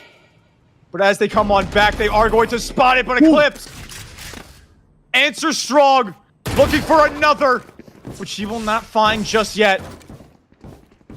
But they're just waiting for Standage to fall. And if he falls now, that's going to open up this mid lurk. But the longer that he stays alive, the less that Sog can do. You're still Now tied. left in a 3 versus 5. That smoke going up is now going to force him to break it, but you still got 30 this player, seconds left. Froggy. 2-step up. If he wins this duel, it's over. And he will. Surely now a 2 versus 5. Need to hightail it on over towards A. They don't even know whether or not they want to save or not. This feels And like with no time left, it might just be the decision. 10 seconds left. Classy looking to deny any sort of weaponry. Because I'm sure they don't want any weapons to be saved themselves. It will not be in flawless fashion, but it will be an 11th on the board. it's a good stabilizer. It's a really, really, really necessary stabilizer. I don't know if I can put enough reallys in front of that. Maybe about 5 more. Yeah, I mean, I gotta put a ton. That it may look like they're simply extending a 4-round lead into a 5-round lead, but there is so much momentum on the side of the Lucky Sevens right now. Chaos Theory, they have to close this map out now. If they let Lucky Seven get momentum, forget this map. Next map is going to be even harder to get into. Another default, playing it slow, playing methodical, hearing that Neon step up next to this chamber trip. That is going to turn all these heads on over. You see the ping to come out now. Still thinking that there's a player there, but it's going to be the Jet this time around. Trip being broken and now slowly backing away. So it's going to be these 2 players over towards this A site. Froggy left in a peculiar position now. The spam to come through. Binu to find one alongside Sog. Slurp the last line of defense here on this B site, excuse me, the A site. Spike planted. And he'll just get stunned up and find one. But now with this 2-on-4 position, the spike in, Bring them down. I believe, in open position. Alongside a Find you. plethora of stars. Should be. Teleport's ready. Should be a done deal. The spike should be I believe is played for both these players up towards the R, and it is. Wait. But it's now down to a 2-on-2. They don't have the stars available, but Slurp getting seized out to confirm the round is going to be Honey. Guys, this spike's gonna detonate. This bomb's gonna detonate! Oh no. Oh, that had me worried for a moment there. I thought they were both Slug's going left to with only lose their 250 weapons. creds off of that now. They don't have a lot of money. Binu can't buy a rifle and full shields. Oh no. I mean, but Oh, it doesn't matter. They have, he can ult. Okay, have ult, it's they have okay. the ult. It's okay. Oh, see, it was a tactical decision to stress out the commentators. Don't worry about it. They're fine. You want to play? well, there's a lot of Let's ultimates play. on this defensive side. 4 to be exact, with Froggy only 1 away from his on this Astra. Pulling them in. Wow. But with a, but again, another opener. This awkward spray is Froggy in an awkward position, Player standing. and the trades are there. Cutting through. Here. Hearing this last player rotate all the way through this spawn Sog. Waiting for his timing to strike. And well, with the position that this spike is planted in, surely it has to be a done deal now, Teleport's especially ready. now with this flank on the move. So it was once 10 to 2. Is now knocking at the door of 11 to 8. Nice 4K out of Sog. His ultimate ability online. I think it was already at the start of the round, but regardless, still, just having that in your back pocket as this timeout is going to be called. We brought out the mention of the last time these teams played, where Chaos Theory had their way with them. They let them have 3-round wins over 2 maps. And this map was starting to look like that really early. We were feeling like, okay, Chaos Theory's got it. They've got their flow back. They understand how Lucky 7 want to play. But Lucky 7's, they're making us remember right now, hey, we're not at the halfway point of the season. We're in playoffs. And guess what? Last map, we had our way with them. They're fighting back right away, doing their very best, dare I say, Paper Rex impression with this absolutely explosive attack side. They are building this comeback track by track. Sluggy fans would be very proud of me for saying this, but oh my goodness, this is going to be an exciting game, especially if Lucky 7 keep this form. Yeah, speaking of keeping form, over on the other stream, Kingdom Coffee taking map number 2. That series is going to a 3rd. We'll see if ours holds the same fate. What would be a second monumentous comeback for Lucky 7s. Chaos Theory just needing 2 more to shut them out. Stay focused. And they're going to be on an eco to try and start it. This dimensional drift immediately used to clear out this position over towards middle standage. Position noted, teleporting away as he's going to get crept up on and taken down. And just like that, this round seems over. Chamber trip down over in mid. They're constantly worried about this pinch that is very much there. 1 enemy remaining. Here. As they hear the last Classy to slide on out, it's in flawless fashion. This game was 9-0 Eclipse, and now we're within 2. Guns are okay, but I will also bring my own. No offense. It's coming back. We're coming home, man. Lucky 7s, they don't want a map 3. They say this could be an upset. But not only is this going to be upset, this is going to be a statement. We're going to tell everyone out there that we're a threat. And whether or not they win this map, that's already on the board. They are playing these rounds to absolute perfection, using that Yoru ultimate to get all of the space in street. And then pinching onto stand age on site. And then not only that, they have the extra layer of the flank once they have the chamber down. This is absolutely clinical play. Operator in hand of Standage, deciding to forego the Odin, and he could very well find an opener, but the timing is unbelievable. Going to spot the head of Honey, though. They have no idea about Zooter, so the trade is just going to be there. Rotates, not baited out just yet. With all this noise being made, this spike is going to lean towards Art, over towards this A site, where the only one to stand is Slurp. Nightfall in his back pocket. But with his position not noted, needing to dig his heels deep, just like Lucky 7s were on the previous half. Going to smoke on out, reclaiming this position over towards main, so it's a bit of an awkward position. They have no space over towards Art, so the spike plan is going to get delayed. 30 seconds left.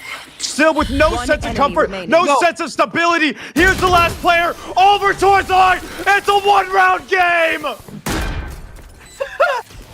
They're doing it. They're actually gonna do it. They're coming back one by one. They find Chaos Theory and they shut them down. You said it. Slurp was all by themselves on site. Froggy comes and helps from Art, but it's just a bit too late. The utility seemed good, but utility means nothing in the face of a hail of bullets. And right now, Lucky 7s are shooting their minds out. They are getting these kills every single time. And even in the 2 versus 2, it feels like it's not a 2 versus 2. It feels like 3 versus 2.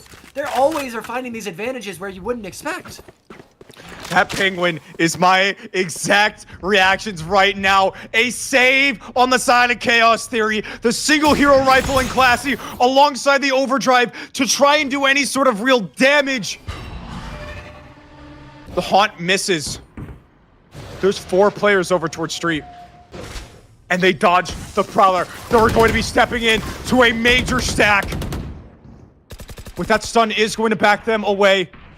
Froggy with a Bucky in hand. It's an awkward angle. It's an awkward timing position, but it will be found.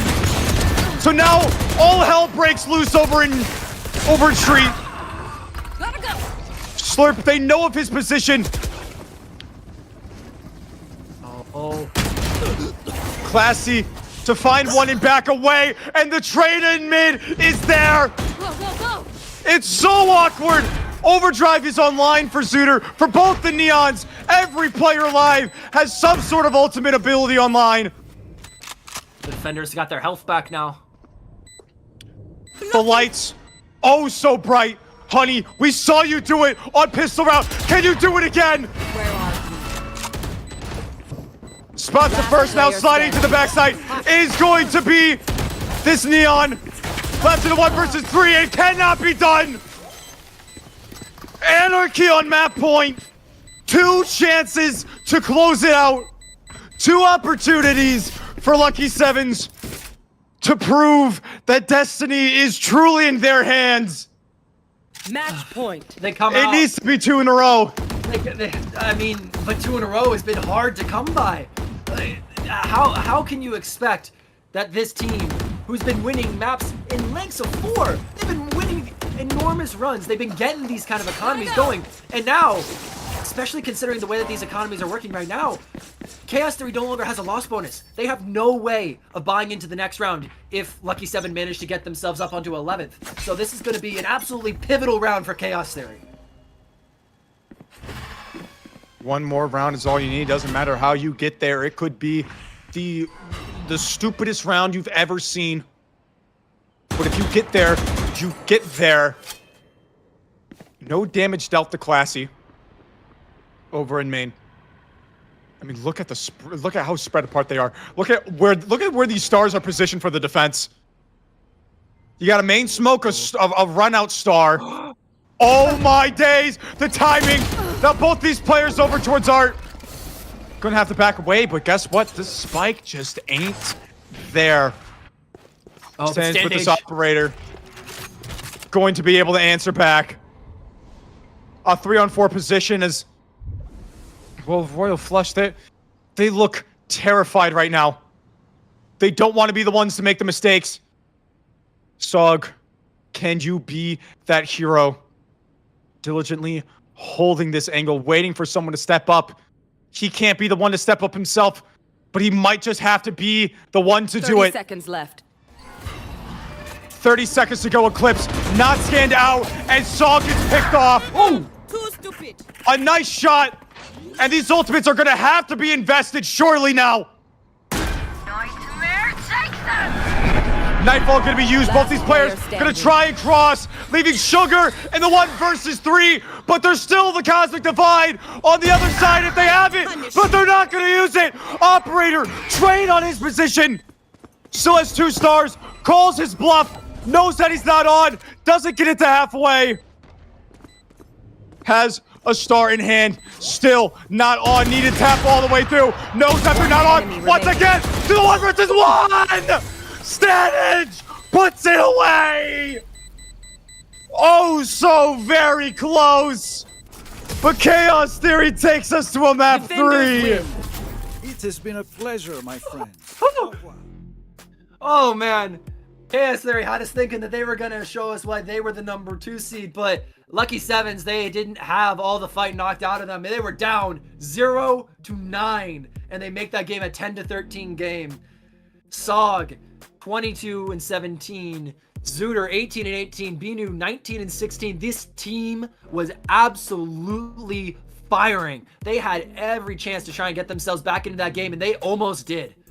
It just comes down to that rough first half. Standage, Eclipse, combining for 9 first bloods.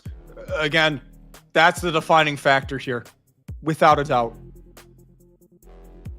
I mean, like, what can you ask? I mean, Binu was doing their classic Binu things and getting 4 first bloods on a Sentinel. Oh my goodness, that is impact. They are finding all these openings for their team, and they're getting them back into these rounds. If you have Lucky 7 starting on attack, I'd be scared. And guess what's going on for map 3, man? Well, We are going to be heading to a map 3. Lucky Sevens left wondering what could have been, but alas, there is still one more chance for both of these two teams. It's do or die. Map 3 semifinals right after this. Don't go anywhere.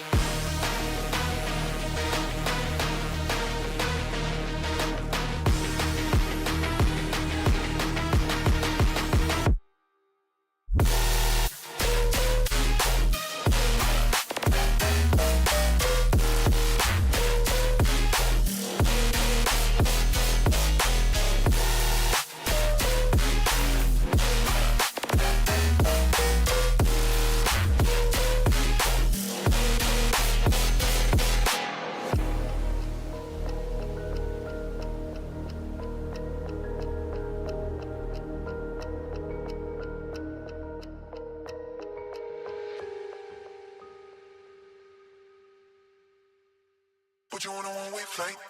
I can get you away tonight. You know I can change your life. First class, alright. Put you on a one-way flight. I can get you away tonight. You know I can change your life. First class, alright. Put you on a one-way flight. I can get you away tonight. You know I can change your life. First class, alright. Put you on a one-way flight. I can get you away tonight. You know I can change your life. First class, alright. Put you on a one-way flight. I can get you away tonight. You know I can change your life. First class, alright.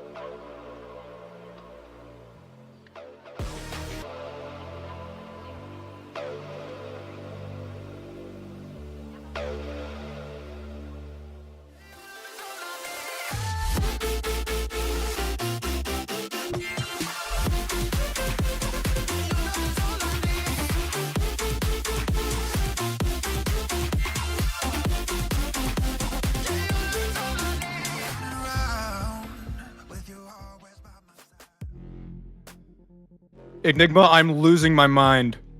I'm losing it with you. I don't know what to say. A 9-0 scoreline in favor of Chaos Theory turned 11-8. Excuse me, 11-9 before finishing 13-10. An unbelievably close game. It came down to quite literally a few milliseconds of difference between a few bullets landing and a 1 versus 3 conversion to send it to the final round of regulation. However, we wouldn't be here if that happened, because we're here on map 3 on Abyss, a map that neither of these two teams have really played. Yeah, like Chaos Theory are 2-1 on it. Lucky Sevens, they're 1-1 on it. That's a combined total of 5 maps. 5 games of Abyss that these two teams have played. Yeah, you kind of think about it. You're like, okay, well, map 1, Lucky 7 was 5-4. Even if they didn't have the best win record, they had a lot of experience. Map 2, it was Chaos Theory who had all of the game time. 4-3. Again, who cares about map record? There's experience there. They understand at least how to play the game on that map. But you look at this map, and like you said, there's not a lot of play time on either side. It makes you wonder. It's like, okay, well, if we don't really know what to expect, I don't really know how these teams are going to game plan for each other. Both teams are coming out with kind of similar post-plant situations. It kind of looks like right now they have the Astra that we saw from the previous map.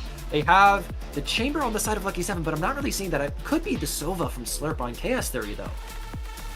Yeah, well, funnily enough, over on the other stream between Kingdom Coffee and GG, it is also a map 3 that is also finishing on Abyss. So it's something about Mythic, man. It's about Mythic. This is how Mythic games end. Something about it. Mythic games end on Abyss. It's kind of like on Counter-Strike, like legendary best of 3s end on Inferno. Oh, we have mirror. But, these teams have picked mirror compositions, which means there's no utility difference good to be said. It comes down to the players in the game, and with 2 maps of well called rounds, well played situations from both teams, I don't know who to favor here. Both teams have their own situations where I would favor them, but it just matters, I think, more who gets into the situations that they want more and who initiates the engagements the most consistently. Yeah, it's really going to come down to which team can utilize their composition better than the other. Simple as. It lied to you. It is a Yoru instead of a Jet. Oh, we're lying for fun. Okay. I'm lying for fun. Don't worry. This is definitely not my job. I definitely do not do this on a moderately consistent basis. It is interesting that both the semifinals come down to this. We are 2 maps away, both on the same location, from either a 1 seed versus a 2 seed in the grand finals, or a 6 and a 4. A pretty substantial difference, if you ask me. Froggy tucking himself over in the corner in a main. Time to jump. Let's see who sets the tempo early. That seems to have been the theme this series so far. Whoever sets the tempo early is sure to come out victorious, even if your opponents try to come back kicking and screaming. Eclipse now stuck over here in top mid. Suitor to shut him down. As this spike is leaning over towards this B site. Revealing area. As Sog is going to be able to pick off Froggy on the opposite side of the map. So now as this collapse over towards this B site comes through, the plant to come out safe. No, it's not. Spike Oh, down. no, it's not. And another shot is to be found. It's a 3-on-3. Eclipse, I'm getting scared. Oh, the dart! I have the spike. A dart going to the heavens. That one's landing in China. Spike What down in B. the world? One enemy Plant. remaining. not down yet. It's down 12-1 versus 2. enemy Both these remaining. players down so low. Left into 1 versus 1. Sog to walk on out. Knows where the last player lies, and he will be able to find it. It is a 4K from Sog, and nothing else happened. Nothing. No, there was no shenanigans. Nothing happened. We definitely do not have a dart going off to Timbuktu to hang out with a Yoru flash. Look at the pings We're on fine. the mini map. We're fine. We don't have a dart going. We don't have a dart going to no man's land. We didn't have Spike running into the backside and dying out in the open. They just wanted the Yoru flash from map 2 to be not lonely anymore. They wanted to make sure that he had a friend. Yeah, still skipping across the water to this day, they say.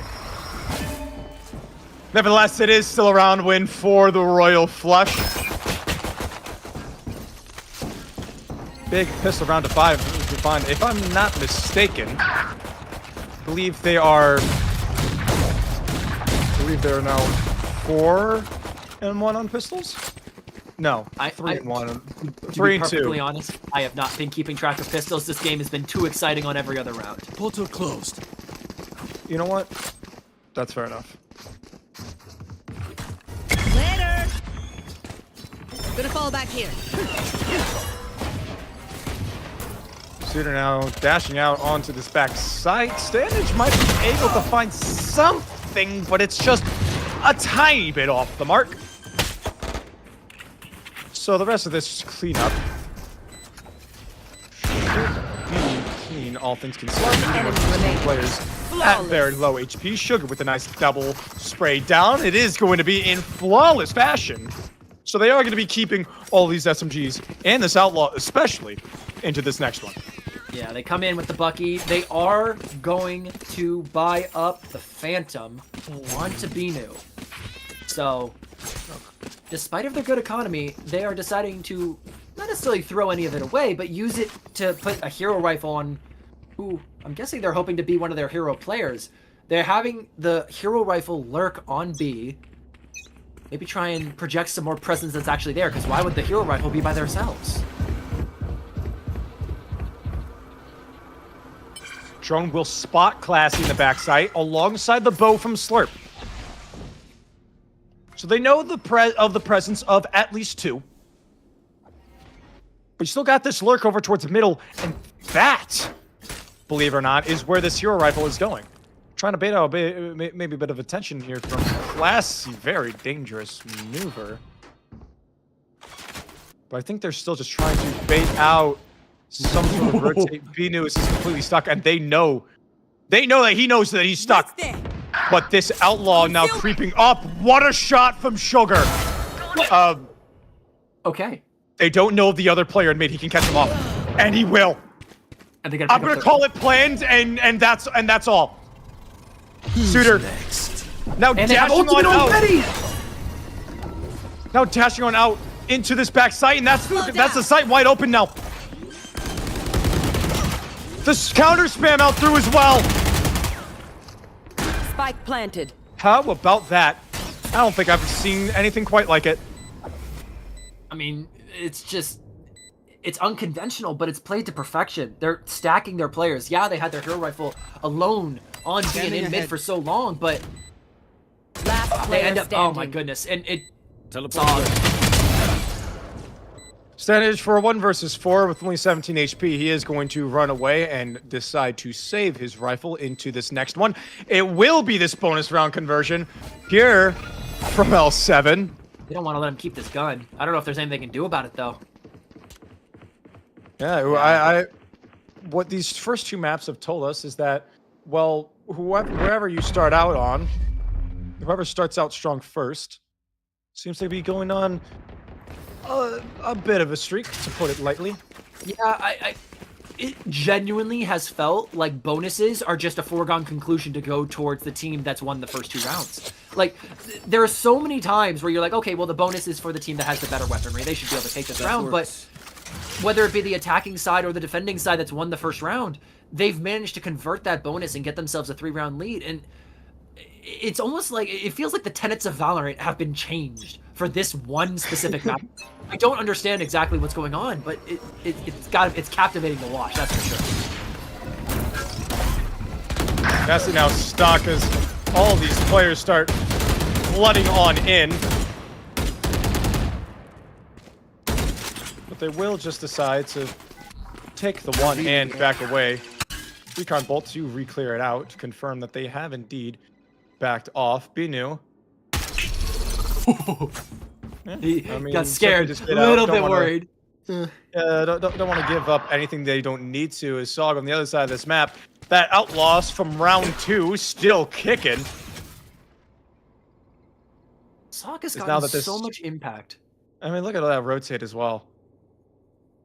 So this A side is just going to be wide open now, so they can really just take as much time as they really want to. There is a gap in that smoke, but with no one there to really capitalize off of it, it's no big deal. I want to highlight something here for SOG for the impact that they've had during this game. Because, I mean, I know we've said it before, but it's got to be so much. They got 4 kills Spike planted. on the first round to win out that pistol round. They have 9 kills now, which means that even if you take away that enormous 1-round performance, like I was like, okay, it was a one-off performance. On average, the rest of the game, they are still leading the server with their fragging and with their positions that they're taking. This is absolutely unbelievable. And they're not stopping! This is big as well, though, because it's just continuing to farm up the dimensional drift. Even though he falls, Doing a thing. Clips is going to be able to get his ult for the next round after that death. The dimensional drift being built up so fast, such a valuable ultimate. Dog already used Twice. his dimensional drift once. He already used his dimensional drift. He's about to get it again. What? Precisely. Lucky Sevens cannot be any happier with their entry duelist right now. I don't even know if I can call him entry duelist. He's just everywhere. He's on the opposite side of the map. He's in mid. He's getting impact on every single corner of the map. Chaos there, you're having to look in the walls to find this man. Lurking and entering at the same time, and also entering by lurking at the same time. It's in a way. Honey is going to get ran down on, but they did perceive such a thing happening. But the spike is out in the middle of the open. They dropped the spike. They didn't want someone carrying it. I presume for that reason. Nice. And they get punished for it hard by putting it in simply not the best position. If that spike is any further away. Oh my gosh, look behind them. Look at stand age. Yeah. Now they know that their time is, that they don't have much time left, rather. They're already going to try and play a save into this round. Last player standing. Oh no, they're just trying to look for some sort of duel. But so, yeah. And like, he's on like 6 health. There's nothing you can do, and yet stand age headshots him anyway. That was clinical. good, but that was a there good is more to round. do. It's the You first on must the up board to for your Chaos bench. Theory, and I mean, it almost feels like they need to spec into these big fights if they want to try and win these rounds, but they almost lucked into that round. The bomb was down in A. Lucky 7 just wanted to take an early fight with the Sova drone, but with all the ultimates and the abilities used to try and get that fight, they had to use the Waylay ultimate. And if you're not going to have that sort of utility every round, and you're not going to guess where the enemy team is every round, how can you even hope to win consistently? Anyway, second dimensional drift in the first quarter. Slow down. All right. Yeah. He's got that bucket in hand to really be able to take a good amount of the space as they're just going to let him. Oh, wow. Ooh. And that's off on the other side, but it doesn't matter. Sometimes the Bucky is just simply better. And that's it. That's another opener for him. And round's basically over. They don't have any smokes to work with. They have to go against an operator and an Astra. To start. Realistically speaking, this should be on ice. I say that as it's now down to a 3-on-3. So now it's just going to be out onto a big duel. With these crosses coming in, One now enemy going to remaining. get the pull off in time. Are you kidding me? They just Is there won the time? round. Is there time? There's no. time. No. I'm shutting up.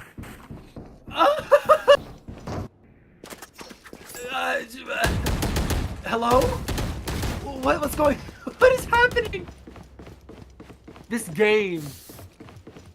we've seen some interesting because I'm gonna be honest, all those first 2 maps were played very, very well. And then we get to the map that neither of these 2 squads have really played much at all. And it's turning to a bit of a curious experience. And I'll just put it at that. Can I? Because that's the Hunter's Fury out as well. Can I request a sick day tomorrow? Like, my brain is actually fried. What is happening right now?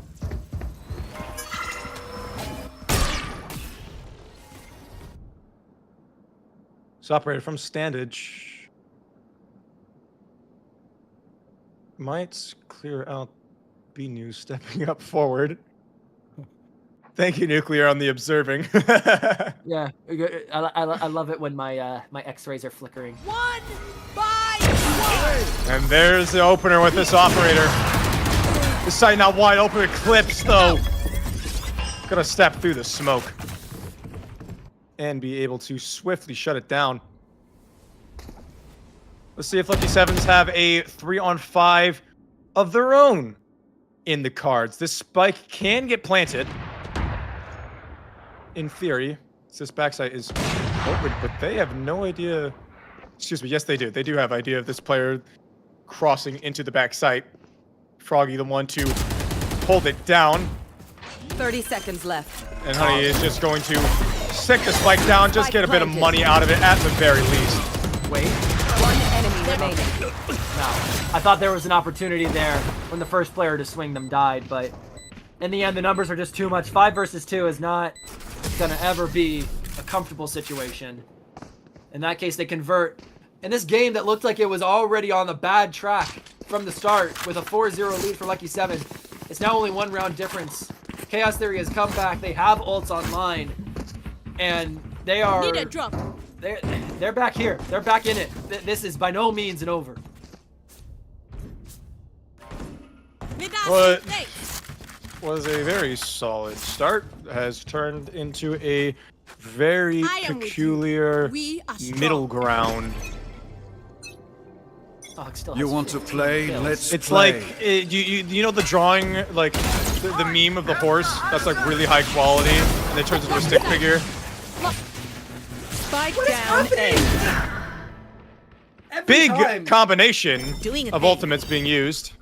every time there's an engagement that you expect to go a certain way, it doesn't.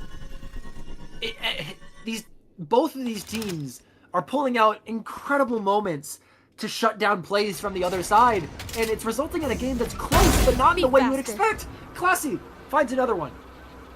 Enemy tagged. A tie game at 4 on the cards. Shot done. We're just looking for just a little bit more damage. Sugar might be able to throw that off the map, but deciding to take the space into spawn. So Eclipse should. Oh no. No, not again. Not another. This is a round that goes 2-on-4. Sight wide open toward a force in the hand of Binu. 30 seconds left. Sugar sitting inside this smoke. Spike planted. You are divided. How about that timing, though? Oh, How about this timing over on the site? There is no way they expect this. 1 enemy more. remaining. And now he can just start sticking it all the way through. Player over towards upper is going to find him. Investing the ult, I mean, obviously it was definitely a winnable round, but off of the no information, unfortunately, will let them just cross through by sitting in that smoke. I mean, it goes the way that it should have. It goes the way that it should have, but everything in between did not. I don't understand the way that these teams are able to find these situations and convert them in their favor. You have a 3 versus 5. It goes to the team with the 3. You have a 2 versus 4, and they get into a 2 versus 2 post-plant situation that, in result with the utility, might even favor them. But oh my! And yet again, early fighting. What more can you expect?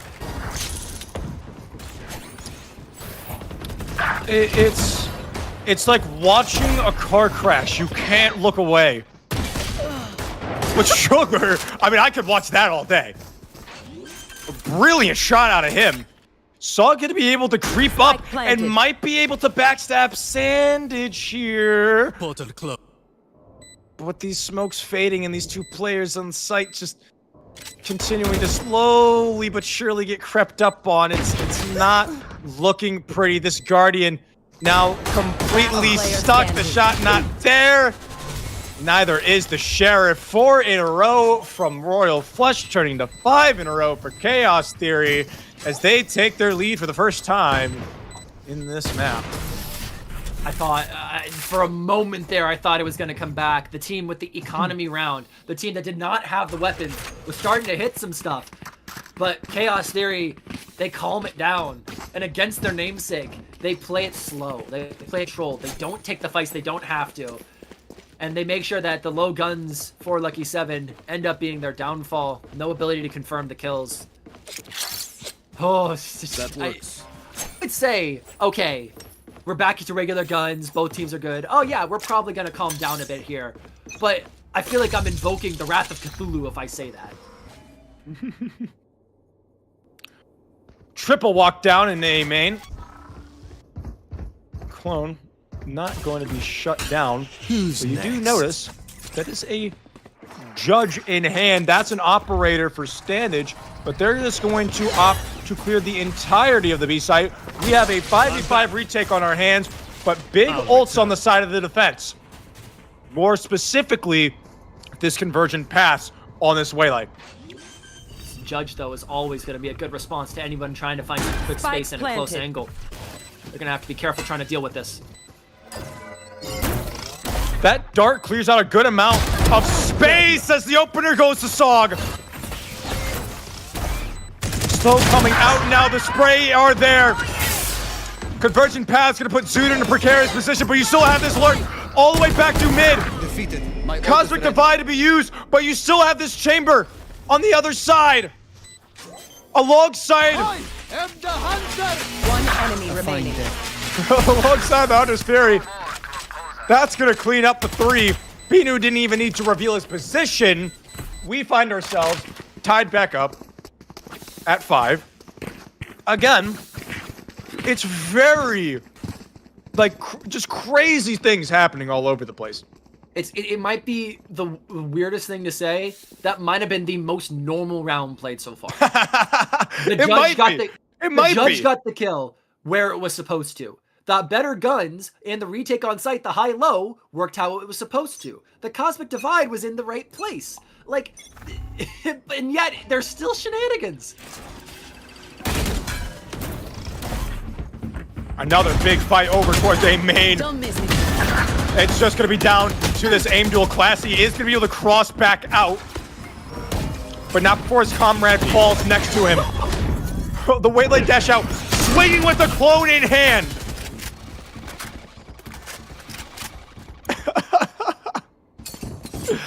As now they run all the way over towards this B site. The only one there in the general radius is Standage, who is more worried about mid because they did just give up the entirety of it. Might be able to find a shot here with this operator, though.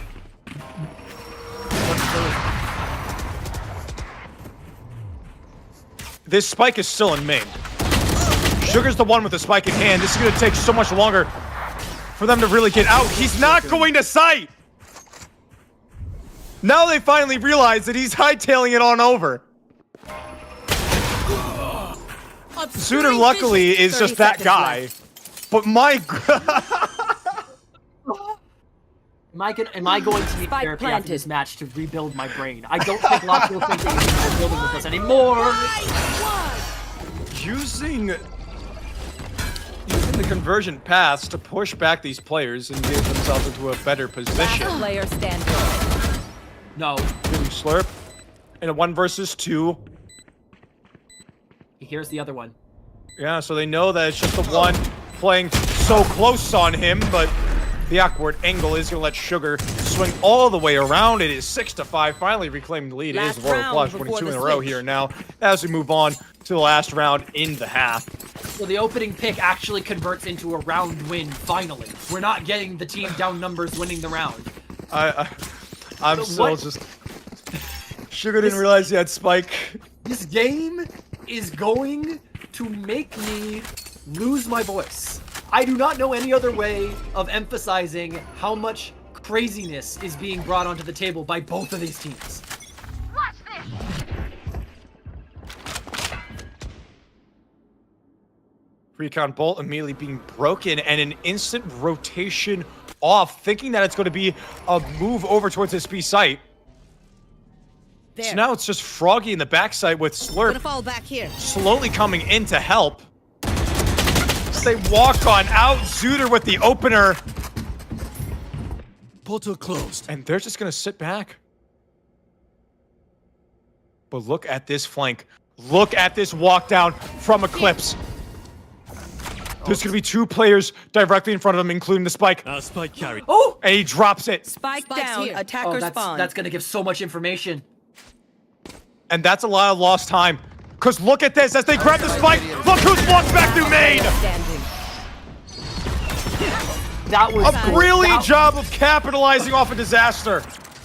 That Switching was sides. absolutely gorgeous. For once, we get a round where the team plays it so well that the other team can do nothing but sit there and watch. That was absolutely beautifully played by Eclipse and by Slurp. I mean, this is back to what L7 was doing on map 1. Just pulling attention back and forth. Shoot the first person in the back. Okay, now they double back to catch the player who's flanked them. Then they walk forward and Slurp finds the one and shoots them in the back. And they're just trading back and forth this beautiful utility. But that's the last time they're going to get to do that from this side of the map. They have to now approach it from a completely different starting location.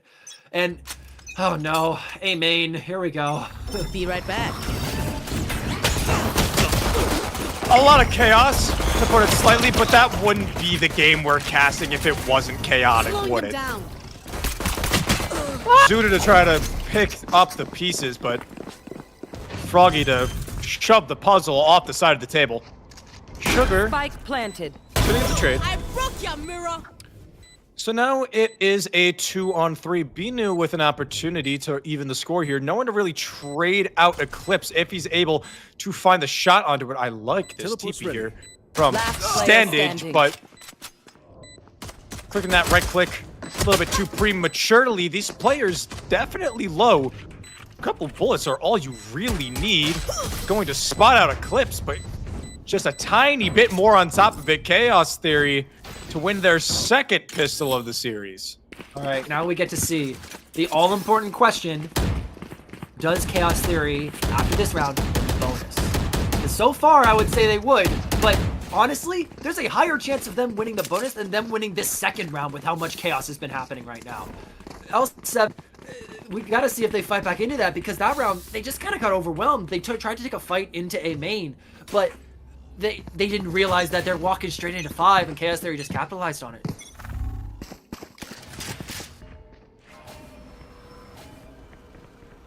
Drone coming out to clear the close quarters.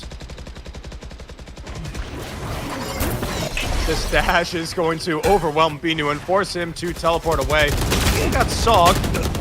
Gonna get spammed out in the smoke, unfortunately, getting red Teleport's out. gone. They've... It's Scrappy. Just looking for a little Spike bit of planted. damage if they can.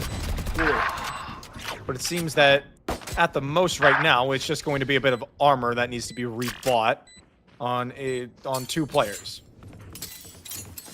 So Sugar hightailing it out. And is likely going to jump off the map if I had to guess, but we'll still give that ult orb away if he does. No, he Last player standing. Flawless. at least gets another dink out of it. No, they get a little bit of consolation that their crosshair placement is currently doing well, but without the weaponry to take advantage of it, you just couldn't get that round. And we're into the bonus. I mean, am I ready? Are you ready? I don't know if I'm ready for a bonus right now. Like, Well, let's see what they're bringing into it. Oh, that's 5 rifles. oh no. Right. 5 Yeah, when rifles. you win the bonus, when you win the anti-eco in flawless fashion while already buying rifles, you tend to have rifles go. They have an They're buying it operator. all. Oh my good. Why not?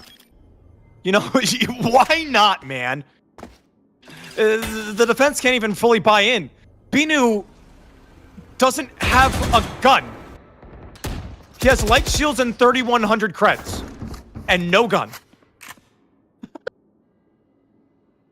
Like they have the chamber ultimate to use. It's literally, it's just a classic. I mean, he's gonna have to put in some really big work with that headhunter. That's for certain. Here. But that jump spot, Here. might think it's an outlaw. I don't think you're gonna expect an operator.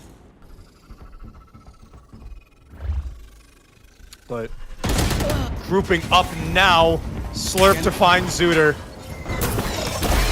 The explosion out onto site. Now left 5 on 4 retake. Shock darts, what a shot from Sugar, by the way, on a classy and top site. I think you might have seen a slimmer of him through the smoke. Recon Bolt is available. And again, Binu with no gun in hand doesn't need it. He's going to be able to play the bait for his teammate Sugar. As he's going to be putting in so much work. That's a 3K on the round now for him. But as this time starts ticking away, they know that there's a star on the spike. They're going to have to get it to at least halfway, as they are unsuccessful in doing so just for the moment. So Sugar is going to have to be the one to stand up when it matters most. One enemy remaining. It's done halfway, but the shots are there. Oh my god. They bought 5 rifles. I say rifles. 4 rifles and an operator going into that bonus round. They come into the bonus round, and it's looking like, okay, yeah, they're going to take advantage of this. They capitalize, they get inside, they get the pick. But then Lucky 7 come back and start shooting back with their Phantoms. They get their picks. They're playing their trades really well. Back sight. I mean, Sugar was putting in a ton of work to try and hold off the Flood back in to stop the bomb from getting defused. But that operator, which both of us were in absolute shock about the beginning of the round, comes up and gets not 1, not 2, but 3 to confirm the bonus for yet again the team that won the pistol. Slurping one off of this Hunter's Fury is pretty substantial here. Confirm that, where he could confirm a very chaotic round, as these rounds tend to be. Standage, another missed shot. 3rd time's the charm, however.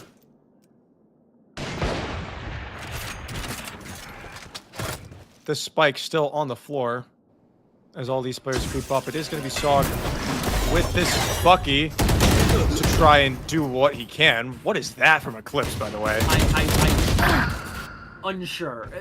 Unbelievable jiggle peek, more shenanigans. At this point, I'm numb to it. Last player standing. Unlucky. Well, we've seen Crazier comes back. I can't even speak anymore. We've seen Crazier come back before. 10-6 certainly isn't anything too crazy. Oh, he will be able to find the first. Clips a nice snappy shot onto him. I mean, most normal, again, another contender for most normal round where the team with the guns won the round. But even so, there is still some shenanigans going on. The Bucky sitting in the corner doesn't get anything because of an unbelievably fast clear from Eclipse. The operator fighting 3 people in mid at the same time, jumping up and down. Every single round, we see more and more stuff come out from these teams. And, I mean, I guess when you don't play the map very much, neither team has a lot of information to work on what the other team likes to do. So it's just going to be a game of, all right, who's more creative?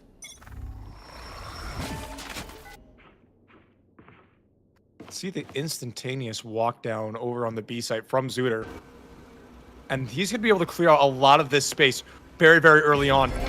Drone in mid is going to spot out the operator. You want to find it! And as this Cosmic Divide comes on out. How about that move? Oh, no! Classy. I liked the move until he missed the dash back onto safe ground. You mentioned Zooter earlier. Look at his position. Yeah, Sugar has an opportunity to just pop on through, but this Cosmic Divide is going to fall. And we'll be able to catch out this operator. Zooter is just going to sprint away as the rest of the squad is going to wait for it. Sugar's going to walk in by himself, though. Not that it matters, since he's definitely much quicker on the trigger. but still giving me anxiety all the same.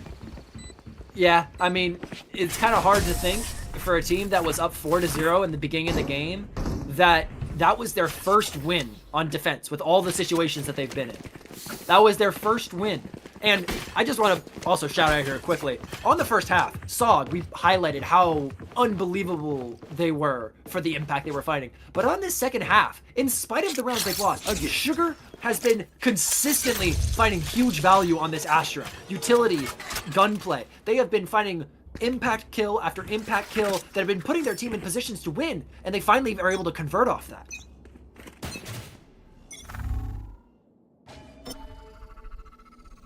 Suitor, the walk down, clips, the shot. And the opener. Not looking good for this defense. Binu. Just one kill above near Pi. To just put in perspective how much he's been struggling so far, but it is a great trade in numbers. 4-on-4 now, and although there's a gigantic question mark in mid, and especially A main, they still have the utility. They Cosmic Divide as well to try and get something done here. It's going to really come down to the time here when Honey decides to swing out onto this backside. Going to spot the player jumping up top of Honey with a very nice shot.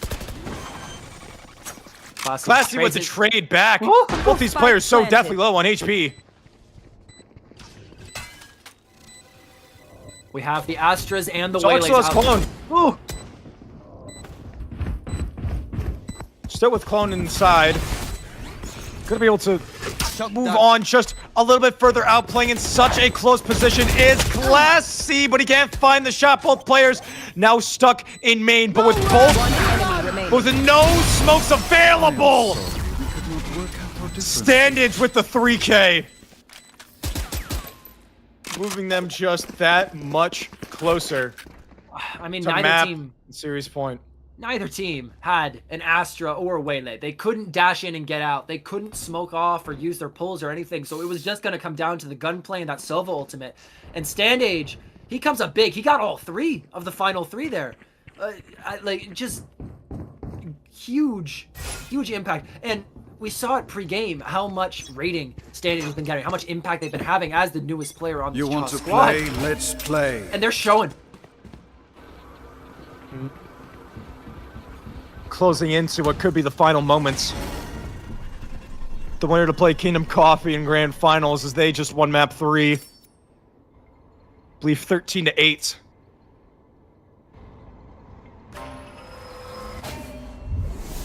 So everything on the line here to get it done. Silence fills the endless abyss.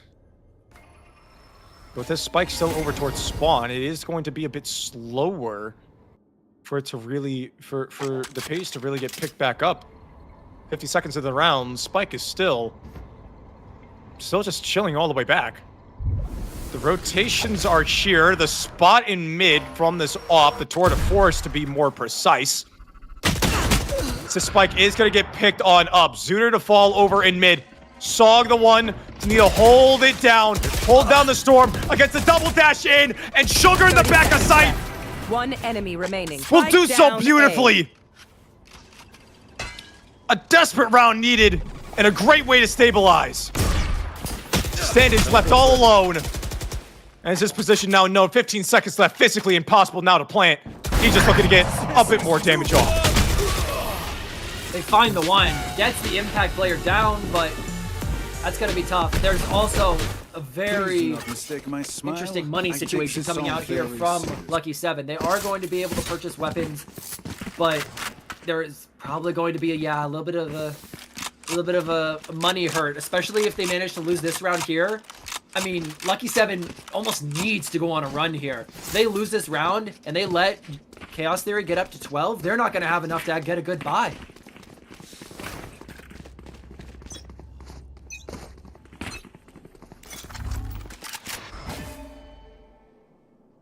Operator in hands of Binu. Needing to back away from that Owl Drone, but he can swing back on in. They still have not found the information of either of the two players on site. So the operator alongside Sog to find the double. Trade is there. That's a weapon upgrade on the floor, if I'm not mistaken. Here. Yes, that was a phantom. Spike That was in planted. backside. I believe the... Oh, there's two? Wait, whoa. Suitor is stuck with a judge to try and retake against this. Although Slurp is the only one to try and hold on against it. Lots of slugs going on out, but Classy to answer back remaining. with 3!